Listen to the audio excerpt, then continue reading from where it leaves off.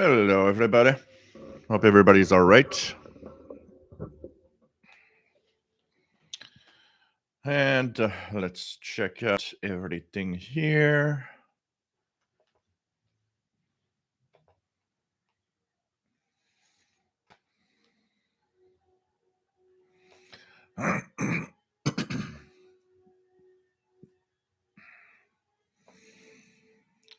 There you go.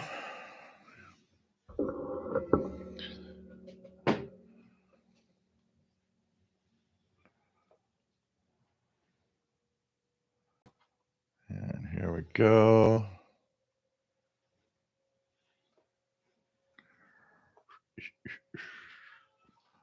Make this a little bigger. And we are ready to go. Ready to go.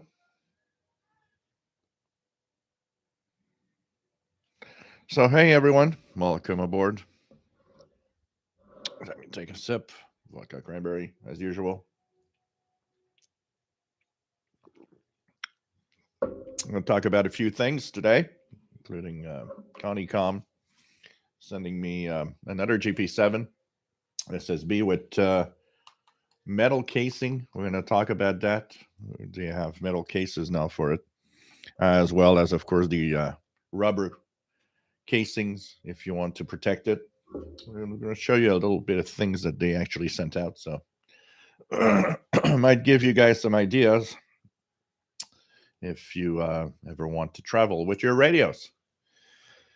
So welcome aboard. This is the Saturday edition of the Shortwave Radio Show. And of course, we're here to talk about radio. We are here twice a week. We are here on Wednesday evening, North America, which is technically Thursday for the rest of the world at 0 hours UTC. And we are here on Saturday at 20 hours UTC. That's 4 p.m. Eastern Daylight Time. And we are here to talk about radio. I have a lot of fun with radio in general, and hope that everybody will enjoy today's show as usual. It's always fun to be here, and always nice to do this show and be live. So lots of light from the window, but it's going to be like that for today. It's going to be okay. Okay, and we're of course going to talk about something that I got this week, which is the Panasonic. So that's coming up. We're going to talk about that in today's show. We're going to actually tune a little bit with it and show you its quirks and how weird it is in its own way. And of course, gives you my impression of what it goes like and how it performs. So welcome everyone. There's a beautiful chat room, wonderful people. If you are new to the hobby, if you are, maybe a veteran, maybe you're somebody that's been listening to radio or amateur radio operator for years and consider yourself an expert, or you are here and you have no idea what we're talking about, you are welcome either way, because here is where everybody is respectful, love to help each other, and just have fun with radios. There's after the chat room, when the show's over, we have a Facebook group, official SWL channel. Facebook group has the same name as the YouTube channel here. And there we continue to party and have fun. People share what they're listening to, the radios they have.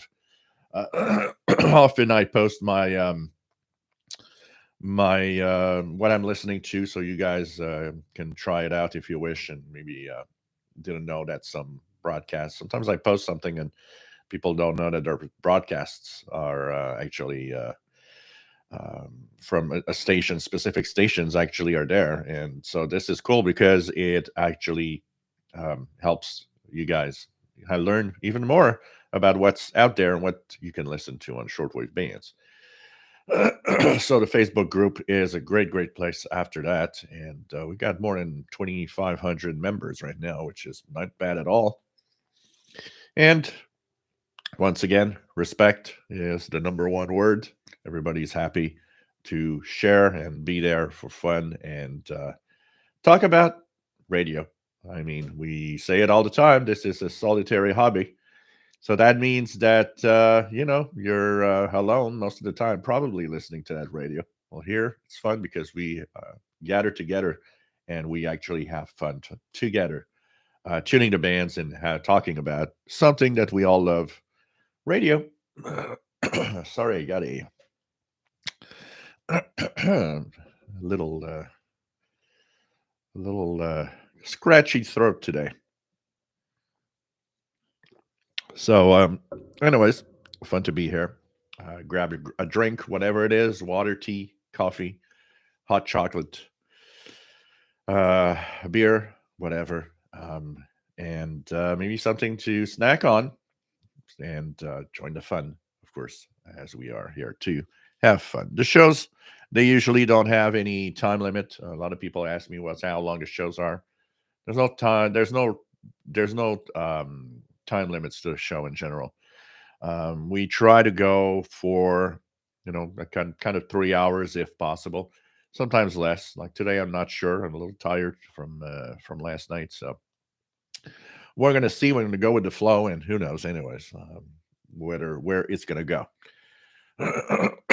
Okay, Bobby Burgess, WA5107SWL. Nice to have you here from Morgan Seedley, Louisiana.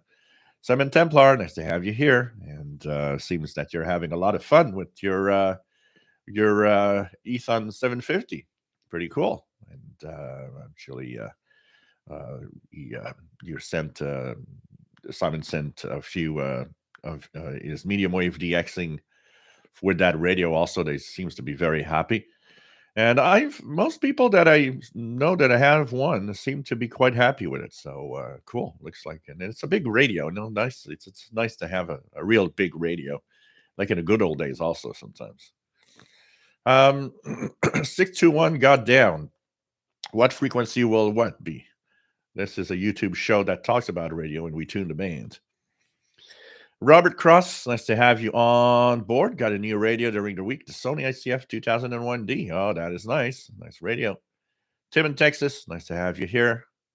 Rob in Phoenix, Arizona, nice to have you here. David, KJ4CMY from a warm central Georgia. Skip, nice to have you here. And 2EI from cloudy and warm South New Jersey. Pretty cool. The Rorax, wonder if you still have your Marshall amp and if you use it. I have it, yes. It's in the closet here. No, I don't really use it because the biggest problem here is that the walls are kind of paper thin. So if I start playing guitar with that amp, everybody in the building will be hearing me. I don't think they wanted to hear me really play the guitar. So, so no, it's not. I haven't turned it on actually in a couple of years. Last time that I turned it on is when I took it out for cleaning the closet and plugged the guitar for 5 minutes to see if everything's all right. Still works. It's got scratchy pots because it's not used, but it works well. See if once it's as a little cleanup, it works well.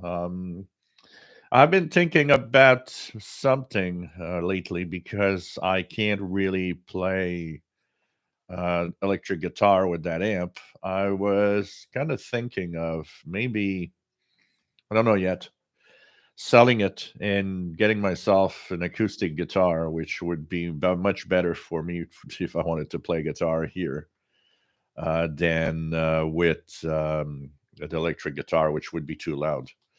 So I don't know yet. I don't have no decisions have been taken for now. Jeff Williams, nice to have you here from Southwest Cornwall. Nice to have you here. Larry Gilmore, nice to have you on board from Boston, Massachusetts. John Hummel Newell, nice to have you here for E5JHN. We have Nick Sharp, nice to have you on board. Not having much luck trying Google Translate to listen on a web SDR in a foreign language. But does Google Translate, does it take audio and translate? I'm not sure. I know it translates texts, but but I don't know if it translates anything else. So I don't know if that is possible, actually. Laura Robertson, nice to have you here from Italy. Skip Wave DX, nice to have you on board from the Catskill Mountains of New York. We have Joe Tyson, nice to have you here from Apex, North Carolina, KM4WRQ. Chris66 from Kentucky. James Binder, nice to have you here. Laura says, happy Marconi Day. It's Marconi Day today? Really? Oh, that's cool. Happy Marconi Day. Mad Max 2069, nice to have you here. René Charbonnier and Radio Classic Sunday, PD3RKD, nice to have you here. Mohammed, nice to have you here. Andrew Simpson, nice to have you on board. Uncle Justin, nice to have you here from the Finger Lakes region of West New York State, KB2RMC. Darren Rogers, nice to have you here from Long Island, New York. Peter John Fitting, nice to have you on board from South Africa. Zulu Radio 6, Papa Charlie Foxtrot, nice to have you on board from South Africa. Pretty cool.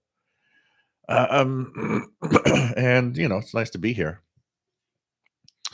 Hugo, nice to have you here. Hugo, from Southern California. DJW883, nice to have you here from Southeast Pennsylvania. Dave Conti from the Bronx, New York. Khalid, nice to have you here from Riyadh. Mohammed is from Qatar. Pretty cool. We got some people from the Gulf region. That's pretty cool. Nice to have all of you here. We have Czech N5 KVO in South Texas. Tim in Texas got his World Radio TV Handbook 2022. That's cool. And unfortunately will be probably the last. Simon Templar, nice to have you here. Fastlow, where's the firewall? Decided not to put it on today. It's so bright, so yeah, I'll put it on next show on the Wednesday evening. TVDXer, salut, ça va bien? J'espère que tu vas bien. And by the way, Fastload is since now I have two and don't need two, GP7 Fastload will be getting a GP7 SSB. Once we meet, we'll exchange that. So he's going to be able to, because he had a GP5, which I also gave him when I got them back in the day when CountyCom sent me two of them. And since I have two GP7s, and anyways, I also have the PL368, which is also a GP7 SSB technically. Well, I got three, so I don't need three. I'll keep the Texan and one county conversion, and of course, give the other one to Fastload. Jay Watterson 69, nice to have you on board, my friend. Sorry, I am very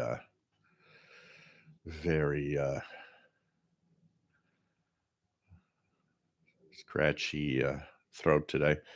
Not sick. It's just that I don't know. It's the air. It's like it's very dry, and I went outside a little bit. Barry, nice to have you here. Artist Alley Crafter's Kitchen, nice to have you here from Massachusetts. I think your Panasonic may need a new dial, cord, and grease on the plastic gears. This can create backlash, which may explain why SSB is tough to tune. It's always been tough to tune. Even the original Arthur, when I had it, when I remember in the day, it was the same thing. Exactly the same thing. It's one of those radios that is pretty much hell to tune single sideband.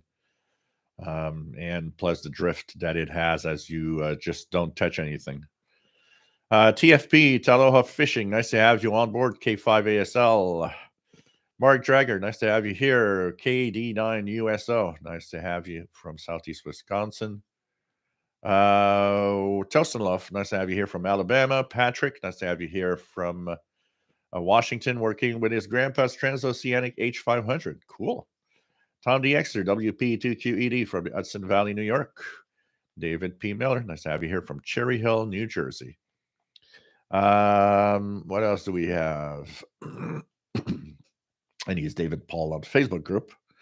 Sometimes it's fun to know that because you have the names from the chat room, and you've got the names from the Facebook page and the names from different places, and the names are different, and you're like, who's who exactly? So it's sometimes kind of very useful to know who's who. Andy New from England, M7CON. Nice to have you on board. What else do we have?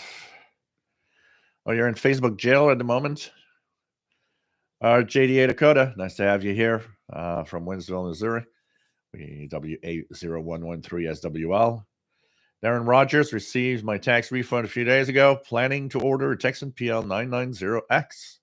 Cool. Buy it from a non-co. That's where you'll get the best price. So 7 Templar. Yeah, the 750 is a Texan receiver. Indeed. Gary 24 fan, nice to have you here from Northern Maine. Zen Farrows following along with an FRG7, some SDRs, a Sony ICF 7600 JR, and has slice of blueberry pie. Sounds good. Michael Langer. Yeah, it has one tube. It's a valve state. So it's a half. When you switch, you can switch between transistorized side or the tube side, depending on what you do. So, but that amp is very scratchy. Hasn't, and the fact that it hasn't been, haven't worked in a long time. It definitely needs a cleaning. Definitely needs a cleaning. But it's a nice big amp with the the good old reverb, not the digital reverb. It's the big spring that's in the casing that actually gives you the continues to vibrate for the reverb, which is it's kind of cool.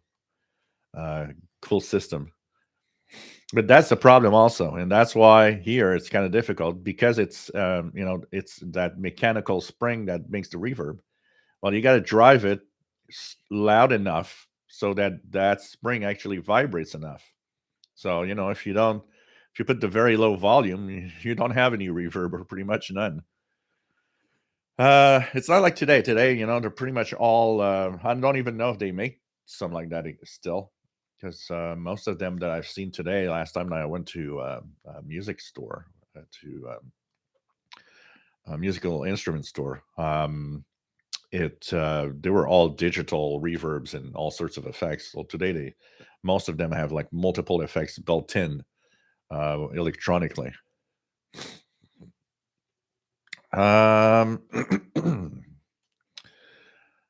Al, nice to have you here from sunny Westport, Massachusetts. San Farrell's just not cheap, but David Bray makes an incredible sounding master volume for Marshalls. It can play at bedroom volumes. So, I'm gonna check it out. And then you get a Fender amp. No, I like my Marshall better. And actually, the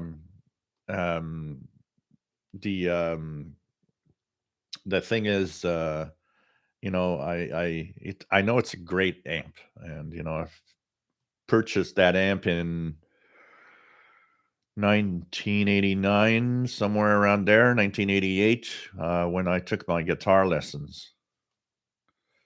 So, and I have a Fender Stratocaster guitar.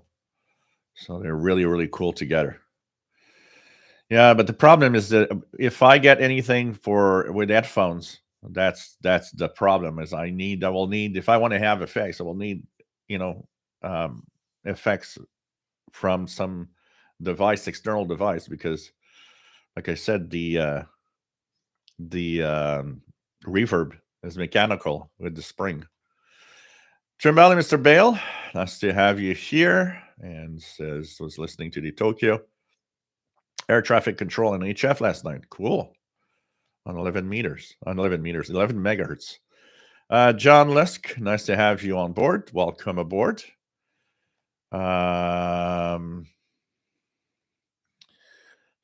I would consider trading for that guitar and Amgel. So I don't know. We'll see. I will see what I'm gonna do. We'll see. We'll see over time. I'd like to have. I probably would like to have a you know an acoustic guitar anyway. So maybe I'll just end up buying an acoustic guitar and keeping my amp and guitar that I already have. John Beckham, nice to have you here from Northeast Florida. Mad Max 2069. Okay, translates the audio also. You know what might be a problem trying to get audio translations off of shortwave radio is the noise level. I wonder if that could be a problem.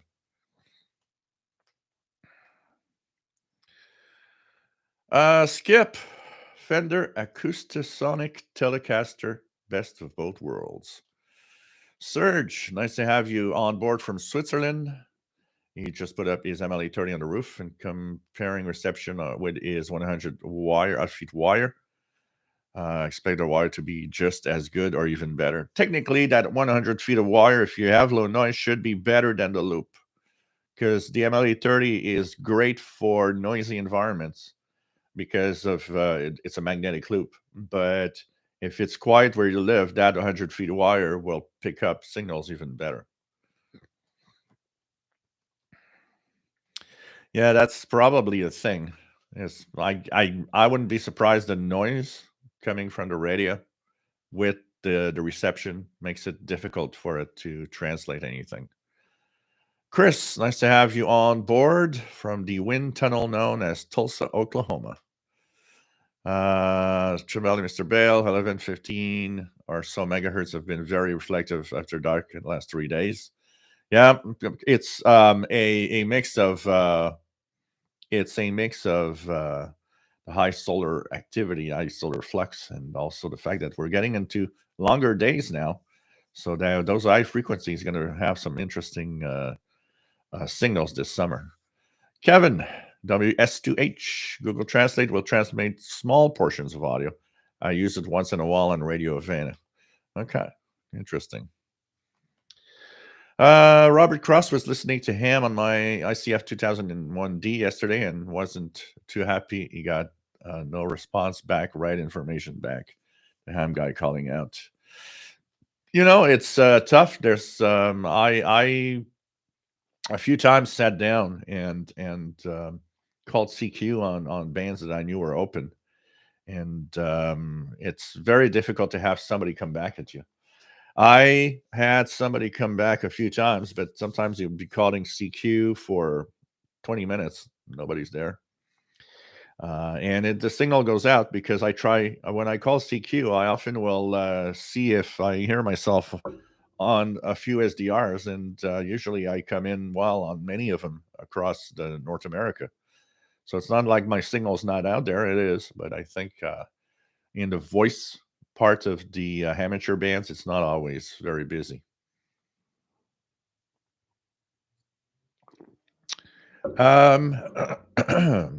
Neil from Nottingham, England. Robert Osborne from Niagara Falls. Christian Marcoux, salut. Nice to have you on board from North Bay, Ontario. What else do we have? Harold Anderson, nice to have you here from Oslo, Norway, Harold. LB1NH. Gabrielle from Uruguay, nice to have you on board. Greg, nice to have you on board from Franklin, Wisconsin. And he says it's in the 80s. The Doors from Roma, Italy. Nice to have you here. Mickey Dalmich from a sunny and warm Sherwood Park. It seems it's warm everywhere except Montreal. MStacks. I've got an audio Google translation to work. Kind of sketchy translations, though, in real time. Okay. But probably that signal needs to be good, though. So, Scott, KC2C80 from North Boston, New York, 10 miles south of Buffalo. Dave Conti, does your Panasonic have a screw sticking out on the side on the left to attach an external antenna? Yes, it does. It does. I put the MLE30 on. It's on the right side here. There are two screws, one for the FM antenna and one for a shortwave antenna. So indeed, oh, still a cool radio. I haven't tried medium wave because I know that they are famous for AM performance. I haven't tried it yet for AM. I was mostly checking out shortwave, but I will definitely check out the medium wave performance because I know that a lot of Panasonics. The Doors love your channel. Shortwave from Italy with my Texan 660. Cool, thank you. Fast load. Yes, we need to do that. Absolutely. We've been talking about it so many times.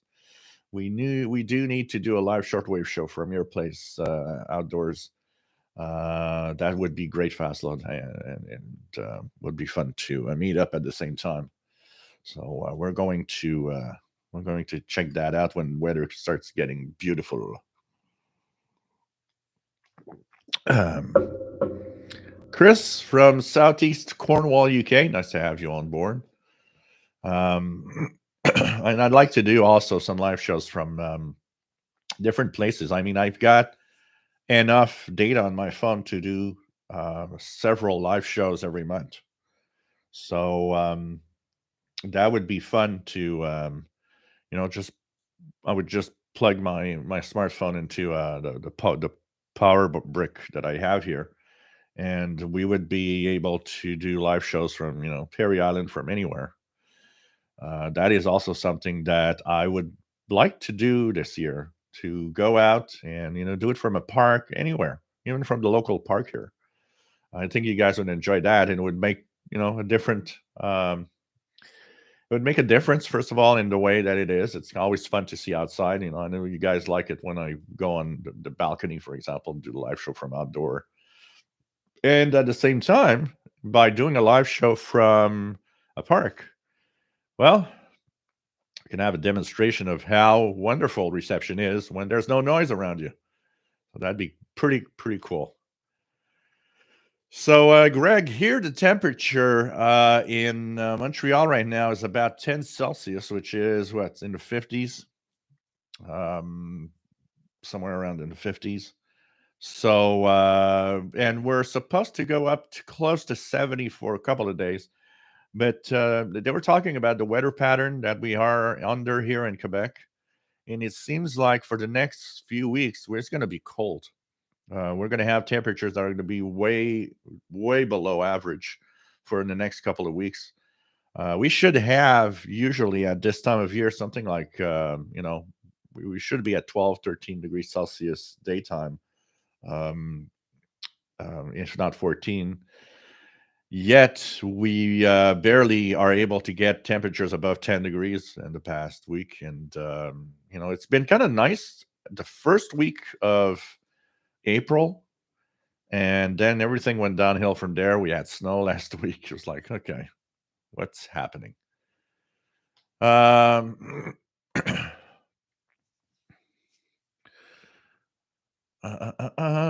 else do we have? Leo Main, good afternoon. Nice to have you on board from West Florida. Michael Langer, no real reverb B2000 all day. Okay.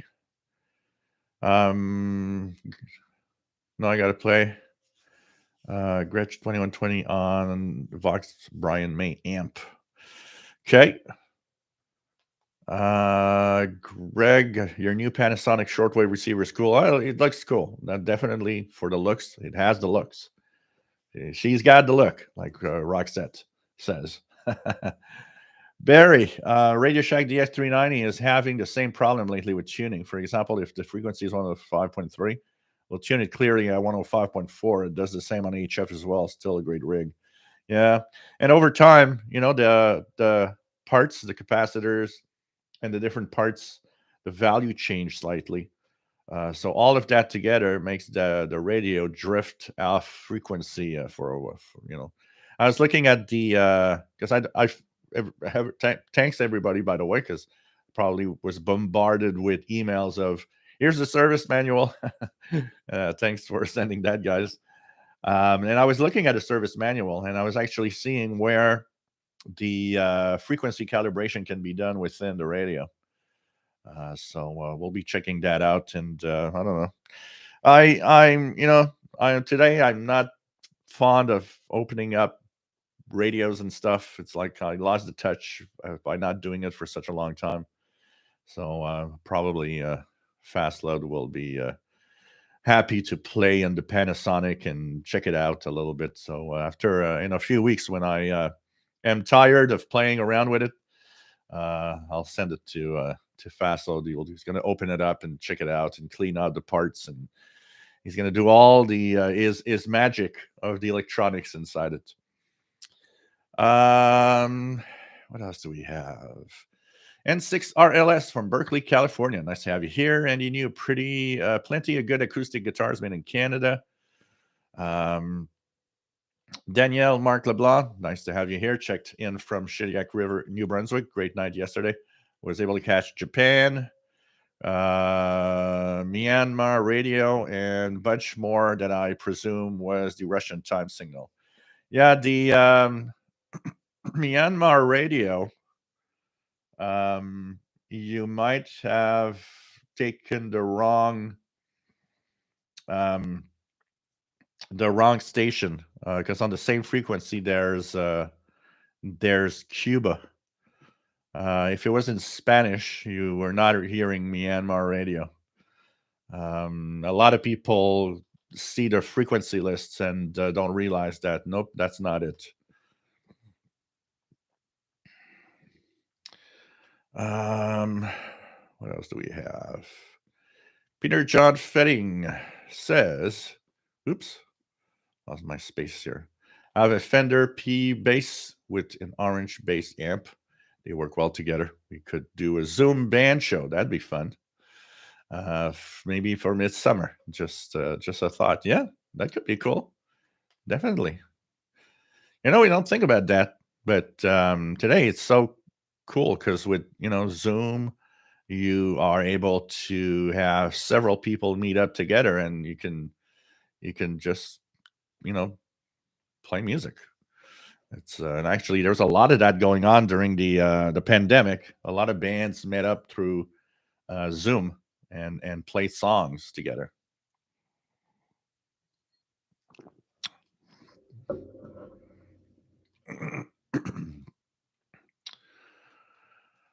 John Bickham finally found a great shortwave schedule website known as Shortwave Schedule. Yeah, I remember that site. It's one of the sites that I think I talked about at some point on one of my videos. I'm fond of EIBI space. Like I said, there's something about a list that I like, but I definitely I understand that EIBI space has one big flaw. When you're not used to the abbreviations, kind of difficult to understand exactly what you're reading. So the websites like Shortwave Schedule and Shortwave Info, what they have as an advantage is it makes the format and the way that you search for stations easier to understand and to follow. Also, there's the visuals. You have a map, you have that transmitter site on the map with a little red dot, and it's kind of cool though.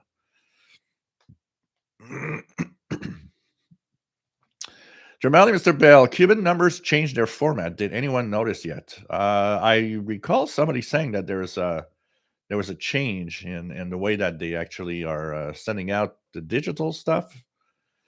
Zenfero 17855, España, voice of Spain, coming in.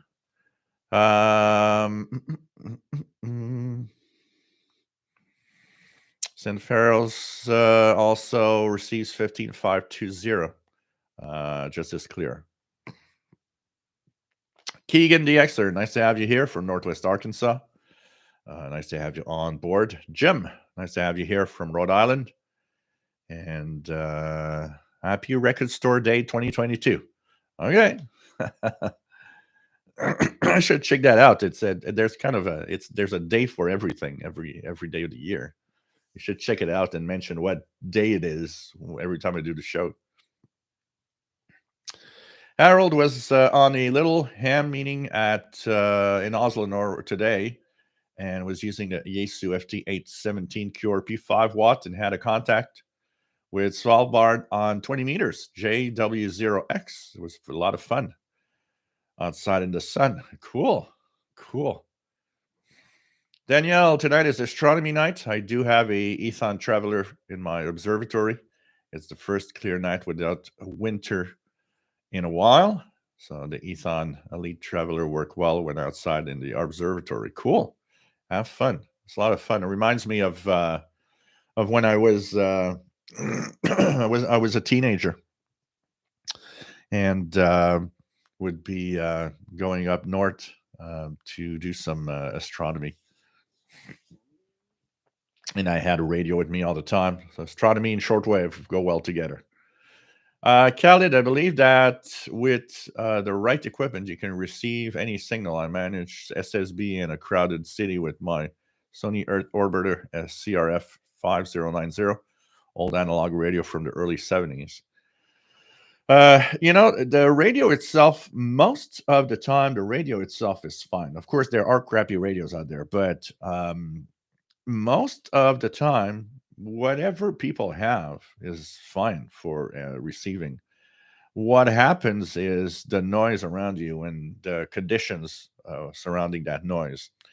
So, when somebody tells me I hear nothing, yeah, you got too much noise around you. It's not a question that there's nothing on. It's a question of it's all washed out by the high noise level.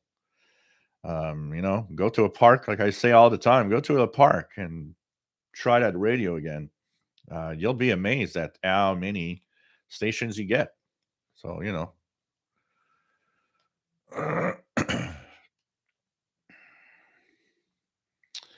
Barry, Joe Spring, nice to have you here from Milton, Florida, checking out the bands on HF Discovery Plus and ULoop. Milton, Florida, you're really close to. I wonder how far you are from the shortwave station that's on 15555 upper sideband, because it is located in Milton, Florida. Greg saw my YouTube video on Friday with your new Panasonic shortwave receiver. It's cool. And I'm going to do more videos. I'm going to do particularly do some medium wave to test it out on the medium wave bands also. VE3 FAL. Fred, nice to have you on board from a wet and rainy Thunder Bay, Ontario. David, when calibrating that radio, add a TCXO if it doesn't already have one. Zen Farrows 12050 and Data Sun International from Wolferton. Pretty cool. David in Barcelona, ¿cómo está mi amigo? EA3 IEK EA4998 URE. Dave Conti heard WWV on 2500 kilohertz for the first time around 08 UTC.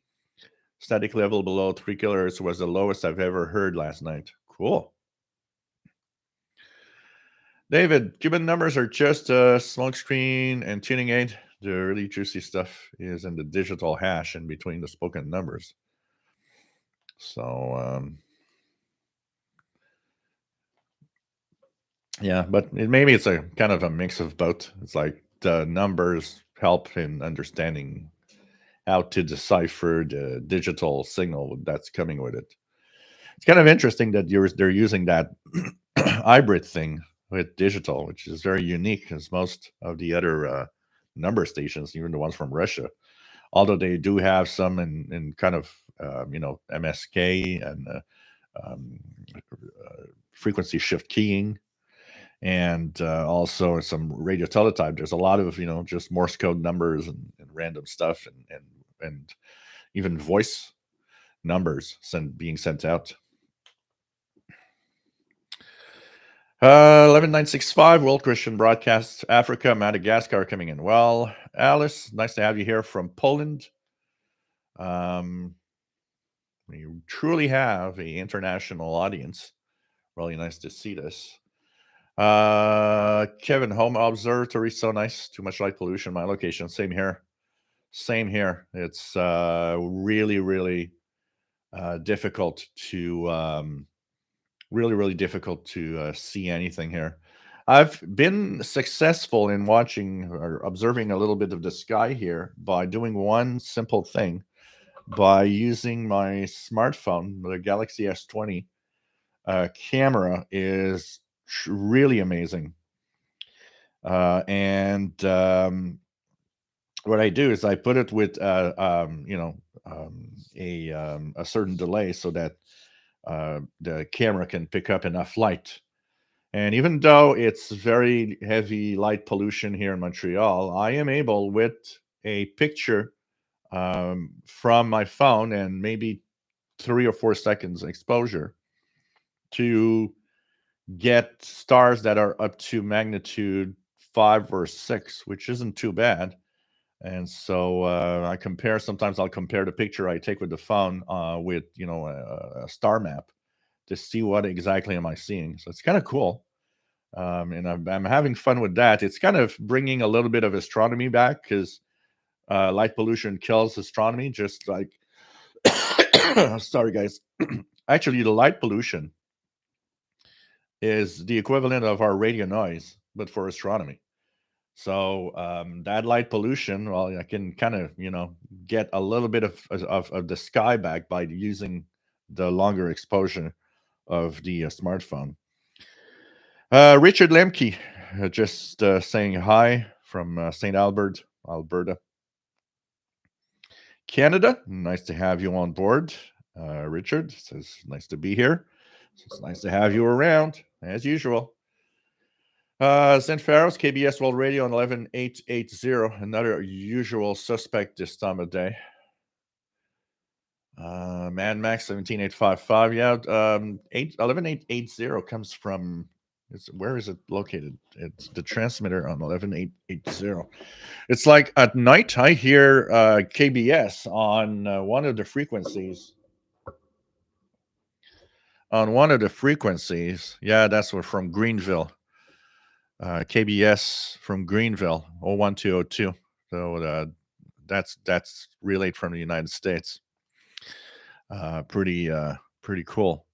That one is very strong here most of the time. Also, I wish they would have English. Instead of wasting money on that 15575 that never comes in half of the time, why don't they? I would take that frequency and do Spanish and English. Why not?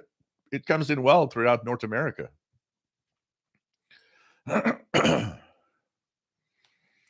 Mad Max says 17855 coming in pretty strong. Sounds like sports. 26KY 301. What beginner shortwave radio do you recommend? So nice to have you on board, Ellis from Liverpool, England. There's a lot of models to choose from. It depends on your budget, but I would, if the budget is not a problem, I would immediately go with a radio that has single sideband, so that you have access to the full world of shortwave radio listening, not just international broadcasts. Depending on what you want to spend, you can either, if you don't want to have a radio that mutes when you tune, something like a Texan PL680 is not bad at all.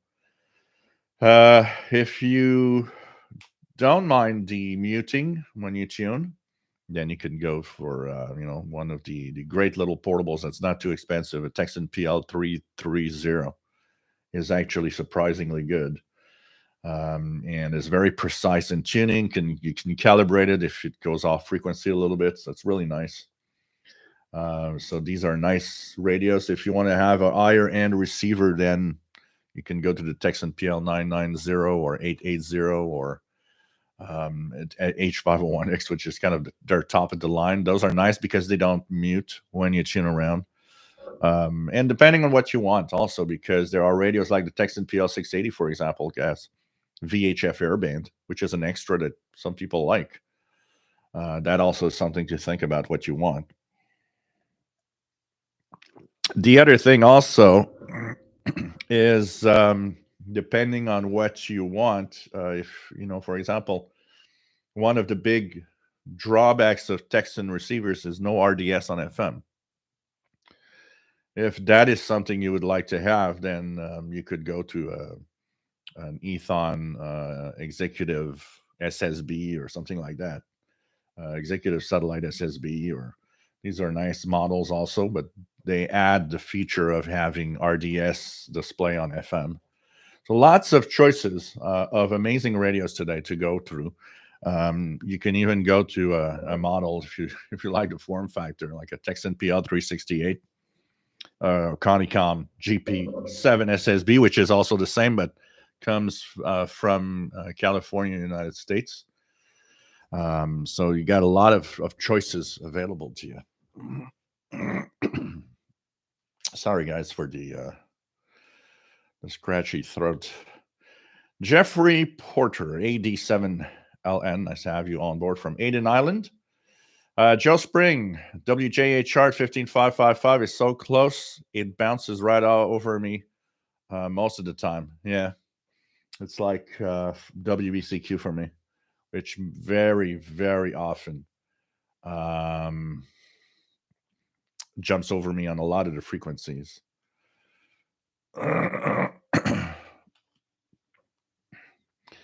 Daniel Marc LeBlanc, the Texan H501X shortwave receiver is more than a year old now. More than a year since it was released, something like that. It's one of the models that came out, was last year or 2 years ago. I'm losing track of time. Amazon is not the place to buy any Texan receivers in general. If you want to buy a shortwave, a Texan shortwave, whatever model you want, go to Anonco website. I'll post a link here for the the website. Here we go.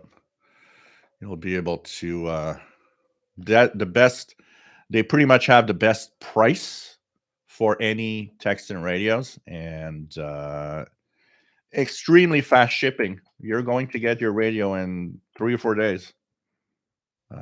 It's crazy, but most of the time, Texan receiver is not worth buying on Amazon. They're often very expensive on Amazon and not worth purchasing.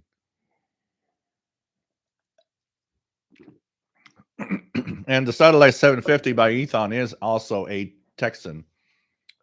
Personally, if you have the money, go for the H501X. You have an H501X a better radio, in my opinion, than the 750. Although the 750 is nice. 750 is nice also if you like big radios, because it's like one of those big radios from the 80s. And I know that, like Simon Templar and many of you out there have a 750 and seem to be happy with it. I think Kevin also has a 750. And I know that everybody that owns one seems to be very happy with it. So depends what you're searching for or what you're looking for. Now, okay.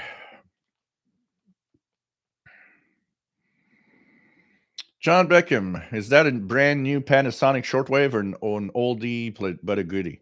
It's an oldie. It's an 80s radio, and it is okay. But we're going to tune it in not long. You guys are going to see by yourself, which is nice. It has a record out audio, so I've sent that to the console, so you guys can also hear the radio. St. Pharaoh's 11810 BBC. At this time, 11810. We're what, 20 hours UTC? At this time, 11810 is from Ascension. It's from Ascension Islands. Actually, 11810 comes from Wolferton only in the middle of at 05 to 06. Right now, up to 21, it's from Ascension Islands, South Atlantic. And weekdays, it goes up to 22 hours UTC, also from Ascension Islands. King and DXer, thinking of making a video of my Panasonic RF 2800 from 78 that I've had since 2008. Do some. And I particularly like what I'm searching for when I go on YouTube videos for radio. I always search for old radios and that people tune around with. It's the my fun is really that it's to see an old Panasonic, an old Kenwood, an old ICOM, an old Sony, or whatever that works, and the people make like 5-10 minute videos of tuning around slowly with it, or making us hear some stations with it. I like that. It's the kind of video that I kind of look for. I like to see old radios working. Shady Dakota. My neighborhood in Winsville is okay on light pollution. Some nights it can really get dark. Cool. Daniel, it's dark here. I'm in the country, in the middle of the woods, quite a distance from the city. I use a 16-inch dub and a 8-inch. It's the weather that seems to never cooperate. Yeah, that is the big problem for astronomy. When it's cloudy all the time, it's like, yeah. I had a I had as a teenager for my astronomy, I had a 8-inch um, telescope from Celestron, and I used that. It was sold to a friend a long time ago. It wasn't just mine. It was a half and half. The telescope was actually purchased half and half, me and my brother. And when we came into the 90s, when I wasn't doing astronomy anymore, we came to a point, and here I couldn't. It was difficult because where I used to live was a small apartment, and so I had to actually always take it out of the box, put it on its tripod, then the alignment and everything every time I wanted to use it. So when I didn't go up north anymore, what happened is it just stayed in the box. Maybe I, took it out twice because I wanted to try it a little bit, but it takes so much time to just put it all up and functional that I just didn't feel like doing it anymore. And I couldn't leave it you know, already built okay with the tripod and everything, and just put some cover over it for dust and everything because I didn't have the space. So in the 90s, at some point, my brother called me up, and he needed some money. I think it was out of a job or something. I don't remember exactly what happened.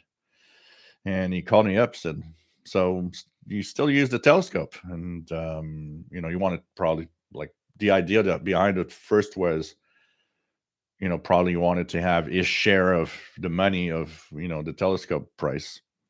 And I said, I don't really use it. So he found a common friend that we have that wanted the telescope. So he called his friend. He's called the friend, and he said, "Well, he wants to buy it." So it's like, okay, so sell the telescope, and they'll split half and half. I don't use it anyway, and I thought, if someday I want to have a telescope, I'll buy a new one at some point in time. And today with the drives and all the go-to stuff where you just punch in and just like points the telescope to whatever you want to watch, that's even more fun. No more, searching around and going around because that one didn't have a motor drive on it. It was a manual. It was like a flexible tube with a knob on the end, and you would just like once it was aligned, all you had to do is just turn the knob to always stay with the objects you're watching, which worked quite well. It's just that it was manual. It wasn't a motor drive on it. Urban Exploration Mexico. Nice to have you on board. Radio Romania 9740 from Romania. Barry, there was some activity on military HF 11175 a minute ago. Signal was strong. Audio had a lot of background noise. Kevin had a Google Pixel phone 2 versions ago.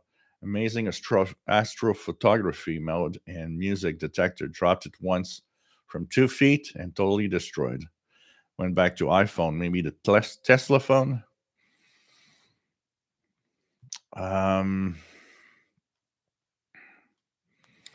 what else do we have? I am thinking, these phones are expensive, and I'm not sure. This is, this one I have here is the Galaxy S20 5G. It is an amazing phone, and technically, when I look at other phones, I don't really feel like I want to change it. But the S22, apparently the cameras are just so amazing. And I saw some examples of astrophotography done with the S22, and I'm like, wow, maybe for that purpose, it'd be fun to have one. And I have something for a big, I want to have a big phone. This one is I mean, it's not a small phone. It is still a big phone, but I'd like to have something bigger. So I'm thinking, what should I do? But man, I went to my phone company's um, website to see, and it costs a fortune. They're selling that phone for a crazy price. So that's what's keeping me out of it. I'm like, nah, do I want to spend $2,000 on a phone? I'm not sure I want to do that. And this one's, fully paid and it works great. So I'm more into the when I see the price, I'm more into the and my phone is fine.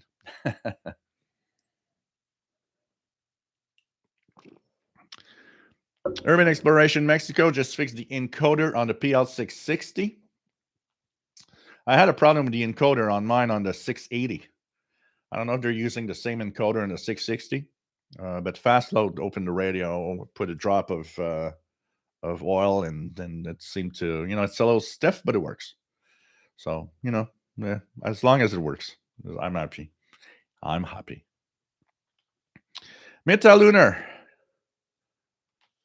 you're in North America. Do you use weather band at all? And how often? Do you consider it just an emergency thing, or do you get forecasts from it regularly? Uh, two parts to that question, I'd say. Um, when the internet was not a thing, and you couldn't just look at your phone for the weather.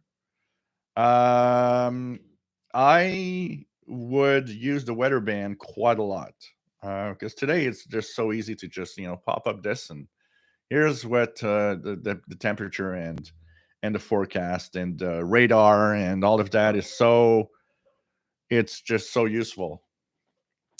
But that said, um, I have a dedicated. Actually, Fastload gave me a dedicated weather station, weather radio. Sorry, from Uniden that works great. I would sometimes use it um, when the weather gets threatening. Here, the worst weather here are the two. There's two things that could be very well, three things that could be very bad here. High winds doesn't happen often that we have really high winds, but it does. And we had an example not long ago. Ice storms in the winter, which could be devastating because we had that in '98 and it was devastating. But the number one problem, I would say, the number one emergency or the bad weather situation here are thunderstorms. In the summertime, thunderstorms can get really bad. And I will sometimes leave when it's really hot, humid, and they tell you that heavy thunderstorms could be a thing. I'll often leave either that weather radio in the emergency state, so it's like it's doesn't you don't hear anything. But if they sound that weather alarm, the radio will actually alarm and turn on and give me the weather. I did that also because I've got a unit in 980 SSB CB radio, and that has weather emergency on it too. And that also will be something, if it's plugged in and everything, I sometimes will turn it on just for the weather emergency that it can actually give out. So that's pretty much it. But before smartphone and internet, that was my go-to. I want to know what's the weather going to be like. The weather radio was my main way of getting the weather. I would just turn on any scanner, go to the weather band, see what weather is going to be like. And I was a big weather. I'm still am. That's why I got a weather station outdoor. I'm a big weather fan. Actually, when I went to college in applied sciences, there was a big poster on the wall in the college I went to that was telling you, that you could go to the. It was science of the atmosphere, which is a fancy way of saying, well, you could be a weatherman, but more than that, it was preparing you to go to that program in university. And I remember looking at a poster and saying, that's what would be my thing. Going to, as a in the science of the atmosphere and all the. I was, I probably have, I probably have, you know, um, rented or taken out every single book that talked about the weather and the atmosphere off of the library when I was young. Learning the clouds, the type of clouds, and learning how thunderstorms form and so on. I was fascinated by all of that. And I remember as a teenager and even young adult, I would often turn on the weather radio because I found it kind of interesting to hear, what's the weather like in the different cities around Montreal, and when the bad weather went bad, the first thing I did was turn on the weather radio all the time. I used that extensively until our technology brings us different things. Still, I think weather radio is extremely important still today. And the reason why, it can alert you quite quickly of any dangerous situation, something that our phones don't do. You have the weather on your phone, you have all sorts of things like that, but they are not the same. You won't be alerted on your phone of bad weather. It's like the delay before the app changes to whatever is extremely different. Um, and the weather channel, of course, on VHF is good for that. It's extremely quick in emergency, weather emergency. Big bad thunderstorm arrives. It doesn't take more than 3, 4, 5 minutes. That here they go, weather alert. And for that, I think it's still a very important situation, and it's a very important system to keep. And for anywhere where internet isn't really accessible that easily, or your smartphone doesn't work necessarily, because there's a lot of areas that happens. I think weather radio is a great way to also know not just the weather, but when emergencies happen. Here, they're in the middle of a reorganization of all the weather stations on VHF. And what's happening is that they're closing down a lot of them. A year or two ago, I remember talking about it, and we actually talked about it in the International Radio Report show also. And I told everybody that we're in the situation of, do you need it to have weather radio to call? They had. So here in Montreal, I hear my main weather channel on 16255, which is here in Montreal. But I can hear 162400 from Plattsburgh, Vermont, or Burlington, Vermont. It's Burlington, Vermont. I can hear 162475. That one had two weather channels. One was in Sherbrooke, and one was in Mont Tremblant. And here, depending on how I hold the weather radio, I could switch from one or the other. When they actually, it's last year I think, or the year before, when they actually wanted to, they wanted to close both of these stations, the Sherbrooke and Mont Tremblant. So I went up and said, look, if these are important to you, call the number and say you're not happy that they're going to close it down. And actually, there was a guy in near Sherbrooke that does a lot of boating that was telling me that for him it was essential to have weather radio when he was in the middle of the lake in the summertime, because you never know when bad weather can actually happen. It can be so quick. So I told him, I said, call the number and complain that you don't want that to close, and explain why. Explain that, when you're boating and you're on the lake, your phone doesn't work anymore, and you can't get weather, and you can't get weather alerts that are super important. And so they did shut down one. The one they shut down was the Mont Tremblant. I don't hear it anymore, so they shut that one down. But the one in Sherbrooke that was supposed to be shut down, it's still active, and they don't have that message anymore, which means people called and complained, and they said, okay, I'm going to keep it on again. That was a very long talk about weather band, but hey, that's what it is.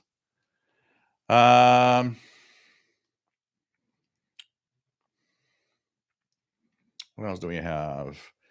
Alan, nice to have you here from the UK. I've recently done the anti-chuff mod on the DX394. Made a huge difference tuning around the bands. Definitely. I mean, when you have that muting, it's I have to say it's annoying.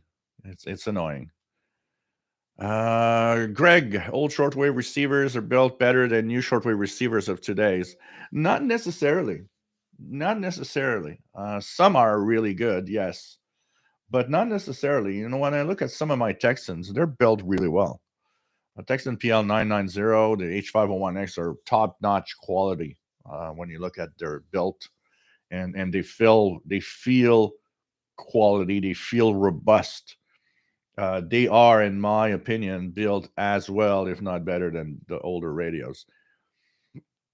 But we also got to be careful with that perception, because one of the biggest problems that might give us that feel is, remember, if you're buying a radio that's $50, $50 means you're paying $50 for the whole thing, including the case, the buttons, there's a trade-off in low price. There will be a trade-off of, well, we're gonna put that thin plastic case over it because it doesn't cost much, rather than that more robust or solid case of whatever.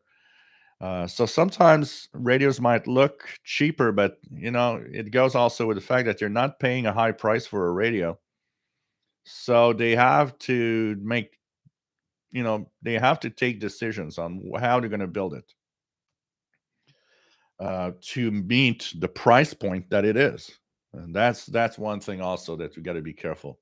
But when you go to the higher priced ones, like I said, the Texan PL990, 880, H51X, these radios are top notch, and they are very well built. But so it's like in the days, in the good old days, the cheapest radios were built a little less, on the quality side, and the expensive ones were built like tanks. Definitely.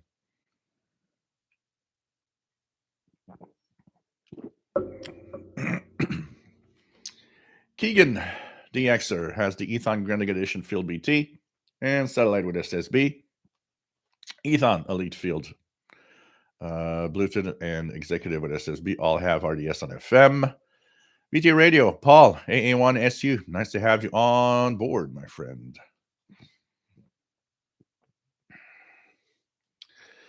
Kevin, I purchased the Texan S2000 from an Onco. Love it, but you should have some experience tuning SSB.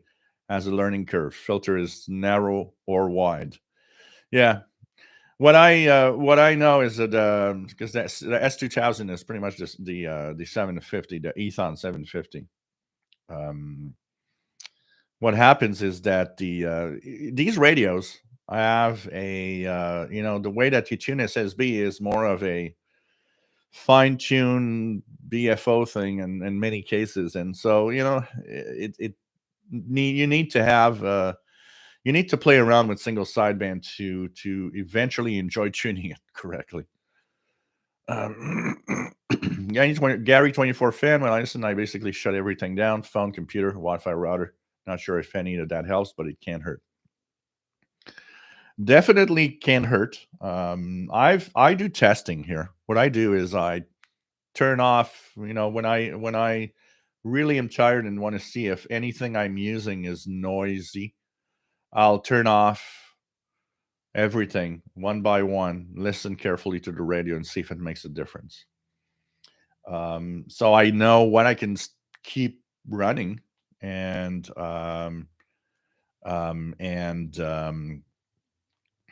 we and I shut down whatever I know that is a noisy device, basically. Greg, yeah, we're gonna do that on the amateur radio channel for the transceiver. Not here. And we are going to I'm gonna kick in again the live shows on that channel. So we're gonna check that out and talk about that. John Beckham, Daisy the cat thinks that my indoor wire antenna is one of her toys. Cats. That reminds me of when I put up my 100 feet of wire in the back at night in the neighbor's yard. I did it at dark because I didn't want anybody to notice. And I'm pulling on the wire that's on the grass, and I feel resistance from time to time, and I'm wondering, is it stuck somewhere? Suddenly I look further away. Paul the cat, every time I move the wire, jumps on it and plays with it. He's going crazy because he sees the wire move in the grass. Oh man. Jim Howard, nice to have you here from Fort Worth, Texas, N0UWY. Francis Moore, nice to have you here. From Birmingham, UK. Daniel, I met so many ham radio operators and shortwave radio listeners involved in astronomy. Common interest. Both hobbies have very similar characteristics. It's like a treasure hunt. Yeah, and I think also it has to do a lot with our curiosity. We're curious about science of all sorts. Hector Vasquez, nice to have you here from Los Angeles, California. TB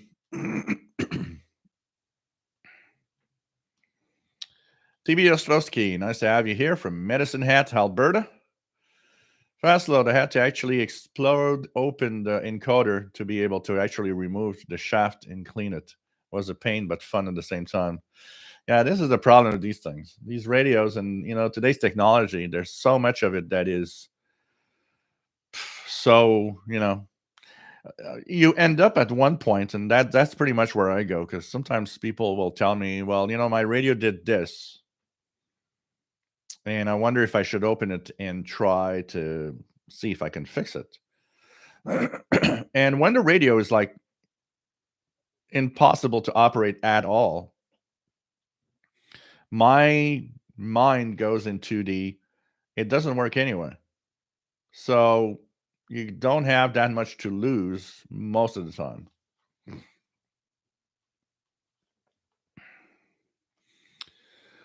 What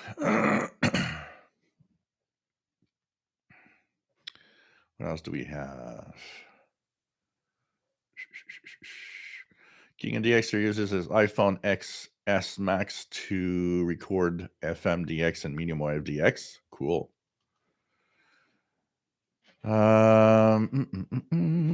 Yep, the station with the alert for the weather alert stuff.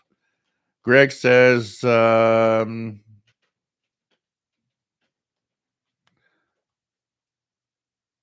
get the Sanjin. I have the Sanjin 909X2 on SSB. Mine doesn't have low volume. It has lower volume on than AM, but it doesn't. Personally, I don't, because I've seen people complain of that. My 909X2 here is fine on single sideband, and I think that it's fine. That's the thing of different opinions of reviews. I see reviews of others like Totterbird. I don't necessarily always agree with the reviews. It depends who makes the reviews and the stuff. And there's definitely a few reviewers that I look at. I don't look at Totterbird much. There's something about it that I'm not fond, but that's me. And it's a fine channel.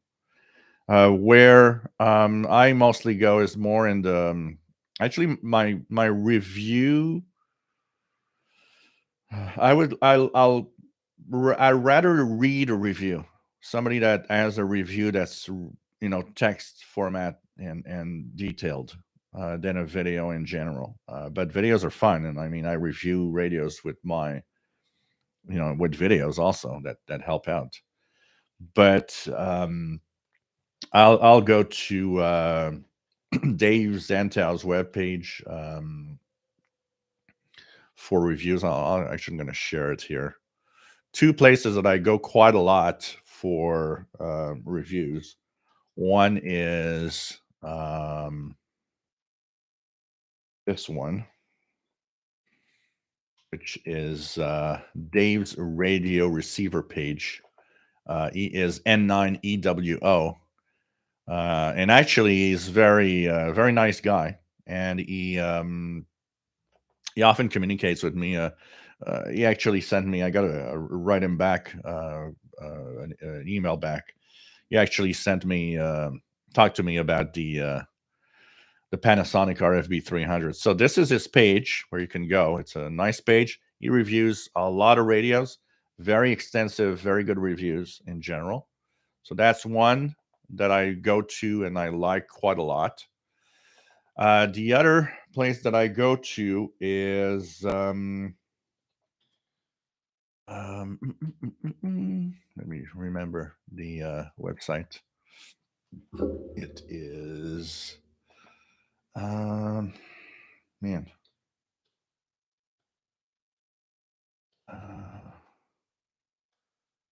Just remember the page. Reviews. It's dang, I forgot the place. Which I go quite a lot. It is Radio J Allen, which I often go to and watch his reviews. So here's the page for him. These two guys I usually find quite interesting and quite good in their reviews. Most of the reviews I've seen on those pages often are very close to what I'll be saying when I review a radio in general. So I'm much more fond of those two guys in general. But like I said, I got an ATS 909X2 here, and they're fine. SSB's fine and strong enough. Daniel, should you unplug your loop antenna from the receiver when is thunder and lightning, or is that old school stuff? You should always unplug your antennas when there's whatever antenna you're using when there's thunderstorms. Absolutely. Because a direct hit, and that's the thing that you always have to remember, because people are scared of a direct hit of lightning on their antenna. The thing is direct hits of lightning are, probably, I rarely have seen anybody happen with that. Those that have been hit with a direct strike are usually mostly ham operators, mostly isolated far from everybody else, and with big shiny metal towers that are just there to say hello to the lightning bolt. And even that doesn't happen very often.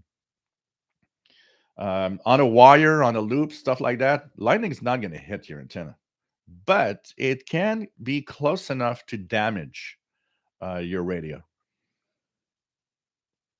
Remember that when you have a lightning strike close by, like it could be across the street from here, the intense magnetic field around it is what's gonna, fry your radio. So, yep, you should. And if even, the common practice, not just in thunderstorms, if you are going to leave for several days, you should unplug your antennas from all of the radios, just to be on the safe side. Yeah, Michelangelo, the Cube, the Radio Shack Cube. I had that long time ago. Don't know what happened to it. 45 unit. Nice to have you here from windy Florida. TB Ostrowski, weather patterns and effects are a large part of being certified to certifies an advanced certification for drones, believe it or not. Huh, interesting. Yeah, there's a lot of certifications in there. Absolutely. Joseph, nice to have you on board from San Francisco Bay, California. About to scan around with GP5. RJDA Dakota says, I love my weather radio, but it always frightened everyone when that thing went off. It's like my 980 SSB, the CB radio that I have here, 980 SSB from Uniden. The tone, the alert that it actually does when bad weather arrives, dang, it is crazy loud. you, you know. Sorry, guys. Francis Moore, Watch the Fog, John Carpenter on AMZ. First time in decades, still a classic. Yep. Have you seen all the radios in it? There's quite a few radios that are really nice in there. Meta Lunar, one place where the radio was so useful to me was in the car in 2004. Subaru had it on the factory radio. I've actually never seen a car with a radio that has weather on it, weather channels on it here. Joe Spring, weather radio is important here. If it's not a tornado, it's a hurricane. Yep. Barry can hear 5 weather stations and sometimes weather stations from neighboring states overlap each other. Yep. Sergeant Rock, nice to have you here. From Hawaii. Trevor, my weather radio has been going off since 0330. Jeffrey Porter, yes, the weather radio frequencies are very important. I make sure when programming a new handheld ham transceiver that one of the memory channels has the local weather frequency on it. Definitely. Gary Pence, nice to have you here. KM5X in Dallas. Dan Landwehr, nice to have you here from Minnesota. We're on the tornado watches, so weather radio is important right now. Kay Lowe, I'm studying for technical, have no idea what I'm doing as far as radio antenna. Take the time to look at the concepts and the different antennas and stuff. Take the time. It's antenna is a complex subject, and there's a lot of different things you can do. But take the time to kind of just at least grasp and understand the basics of it.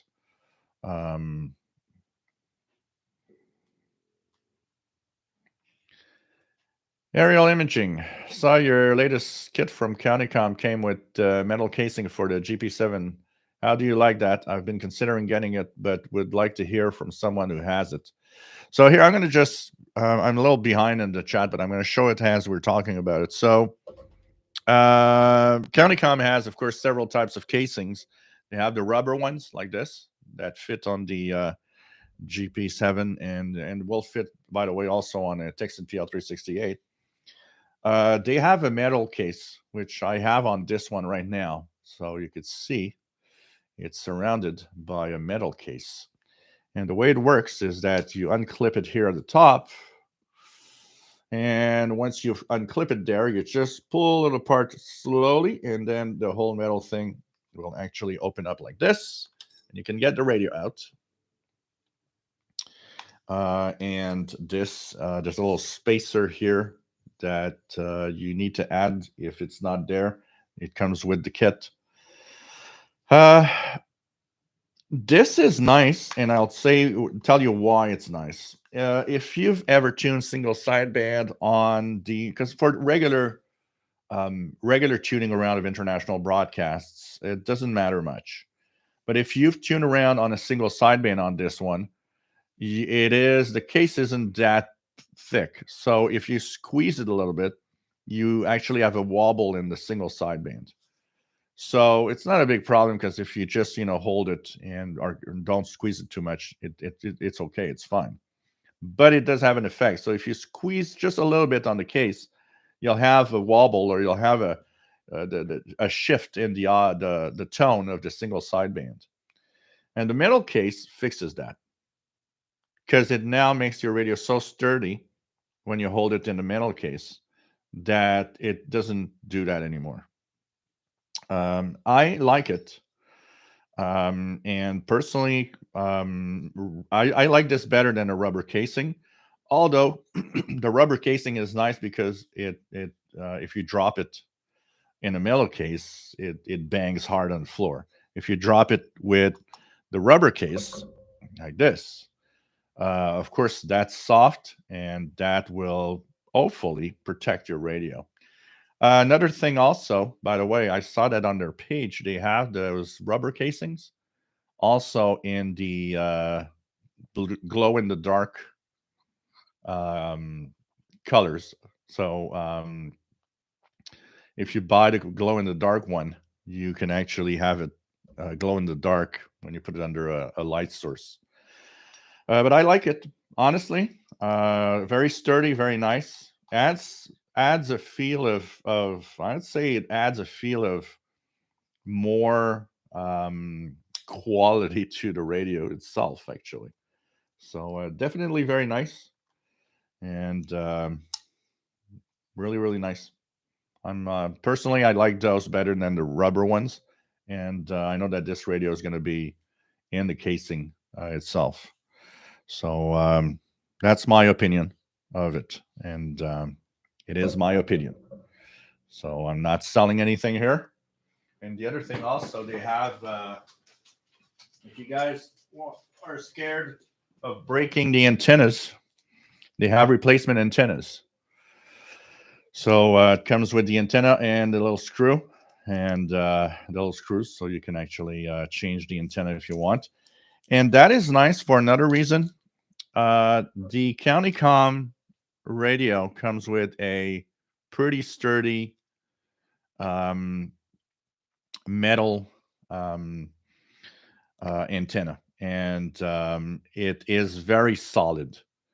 This antenna is good, but the Texan version antenna is extremely flexible and flimsy.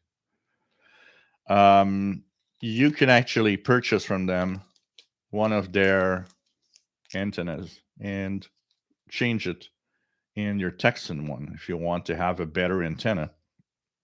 I think that's a pretty good idea. And also, if you ever break your Texan or Countycom antenna, well, you know that you can buy replacements at Countycom. So this is nice. They also have quite a few things they've sent. A really nice case, as you see here. This is a beautiful case with kind of a swan on the front. And so it has several compartments. You could put your radio in there. You could put spare batteries, charger, whatever you need. Really nice. Very, very nice. And it has a little handle so that you can hold it. Pretty cool. Little things. So go on their website. They have quite a lot of stuff that's interesting. They sent me these rubber trays that you can use, which are, to prevent if you have things that you put on the table, it won't slip. Some like this one, glow in the dark. And they have, of course, an orange one. They have different colors. Quite a lot of stuff on the Countycom. I actually went yesterday to the Countycom website, and they have some really cool things in there.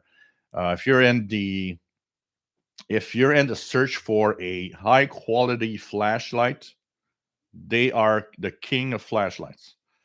They have not just flashlights, all sorts of lights of every kind. When I got my GP5, they sent me multiple flashlights and lamps of every time, even like rechargeable lamps for when their power goes out and so on. They still work. I mean, I purchased so many of those on Amazon and on different places that after 6 months or a year of use, it's like they're already scrap. Those are really well made. They are solid. A lot of them are made of strong metal. They have a few that if you drop it in the water, they float. And they are extremely bright, and they have lights for all sorts of purpose. Anyways, that was the County Com moment. I want to just say I'm not affiliated in any way. I do not talk about them because they provide me with free stuff. I do it because I truly like what they have. And that's my opinion. And it's not in any way a ad for the company. And the thing about the Honeycomb GP7 is that if you live in the US, particularly, what's nice about the Countycom, which is the Texan PL368, is that you can purchase it from a US-based company, Countycom. And that is nice because if you ever have to return it for some reason, if it has a problem, they have an excellent service. We often talk about how companies are, like buying a Texan receiver online is a tough thing because, if it has a problem, because, they're most of the time they work well. But if you have a problem and you purchase it from, even from a non-co, it's not that a non-co is good at service, but the problem is all the trouble of sending it back. And sometimes if you buy it from somebody else in a non-co, getting a refund or an exchange is almost impossible, or will cost you so much money that it's like, yeah, just give me another one. And I'm gonna, who cares? So that's also something that you might consider if you buy the County conversion GP7 SSB. You're purchasing it from US, easy return. They're really not complicated. I've had one guy that follows me here that sent me an email one day saying that their is CountyCom GP7 was faulty, and he was amazed at how good the service was for the exchange. So just letting you guys know that. Tibidesowski.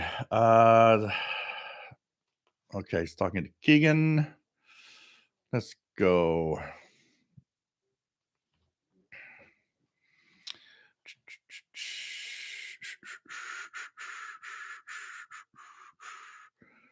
Let me just okay, I'm down. I'm going to try to catch up as fast as I can.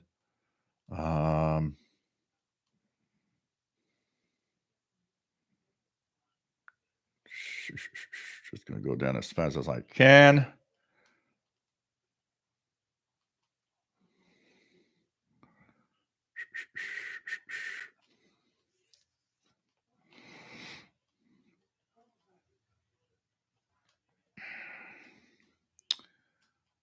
Just don't want to miss out on anything.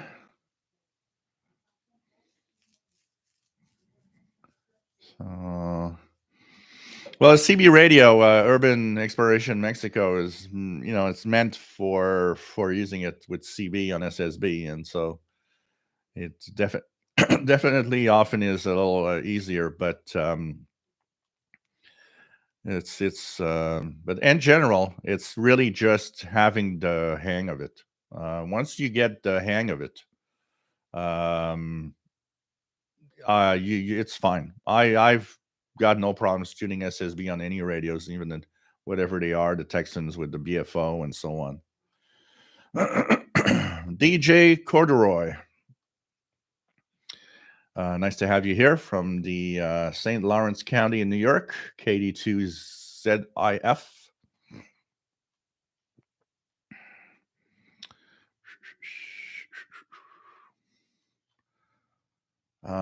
TV Astrology is still thinking about the MLA30. Is it an active antenna? I see a 5 volts. It is an active antenna. So it comes with a bias T box. And so what happens is it comes also with a pretty good length of cable. So the MLE30 has that cable that you'll bring in for the antenna.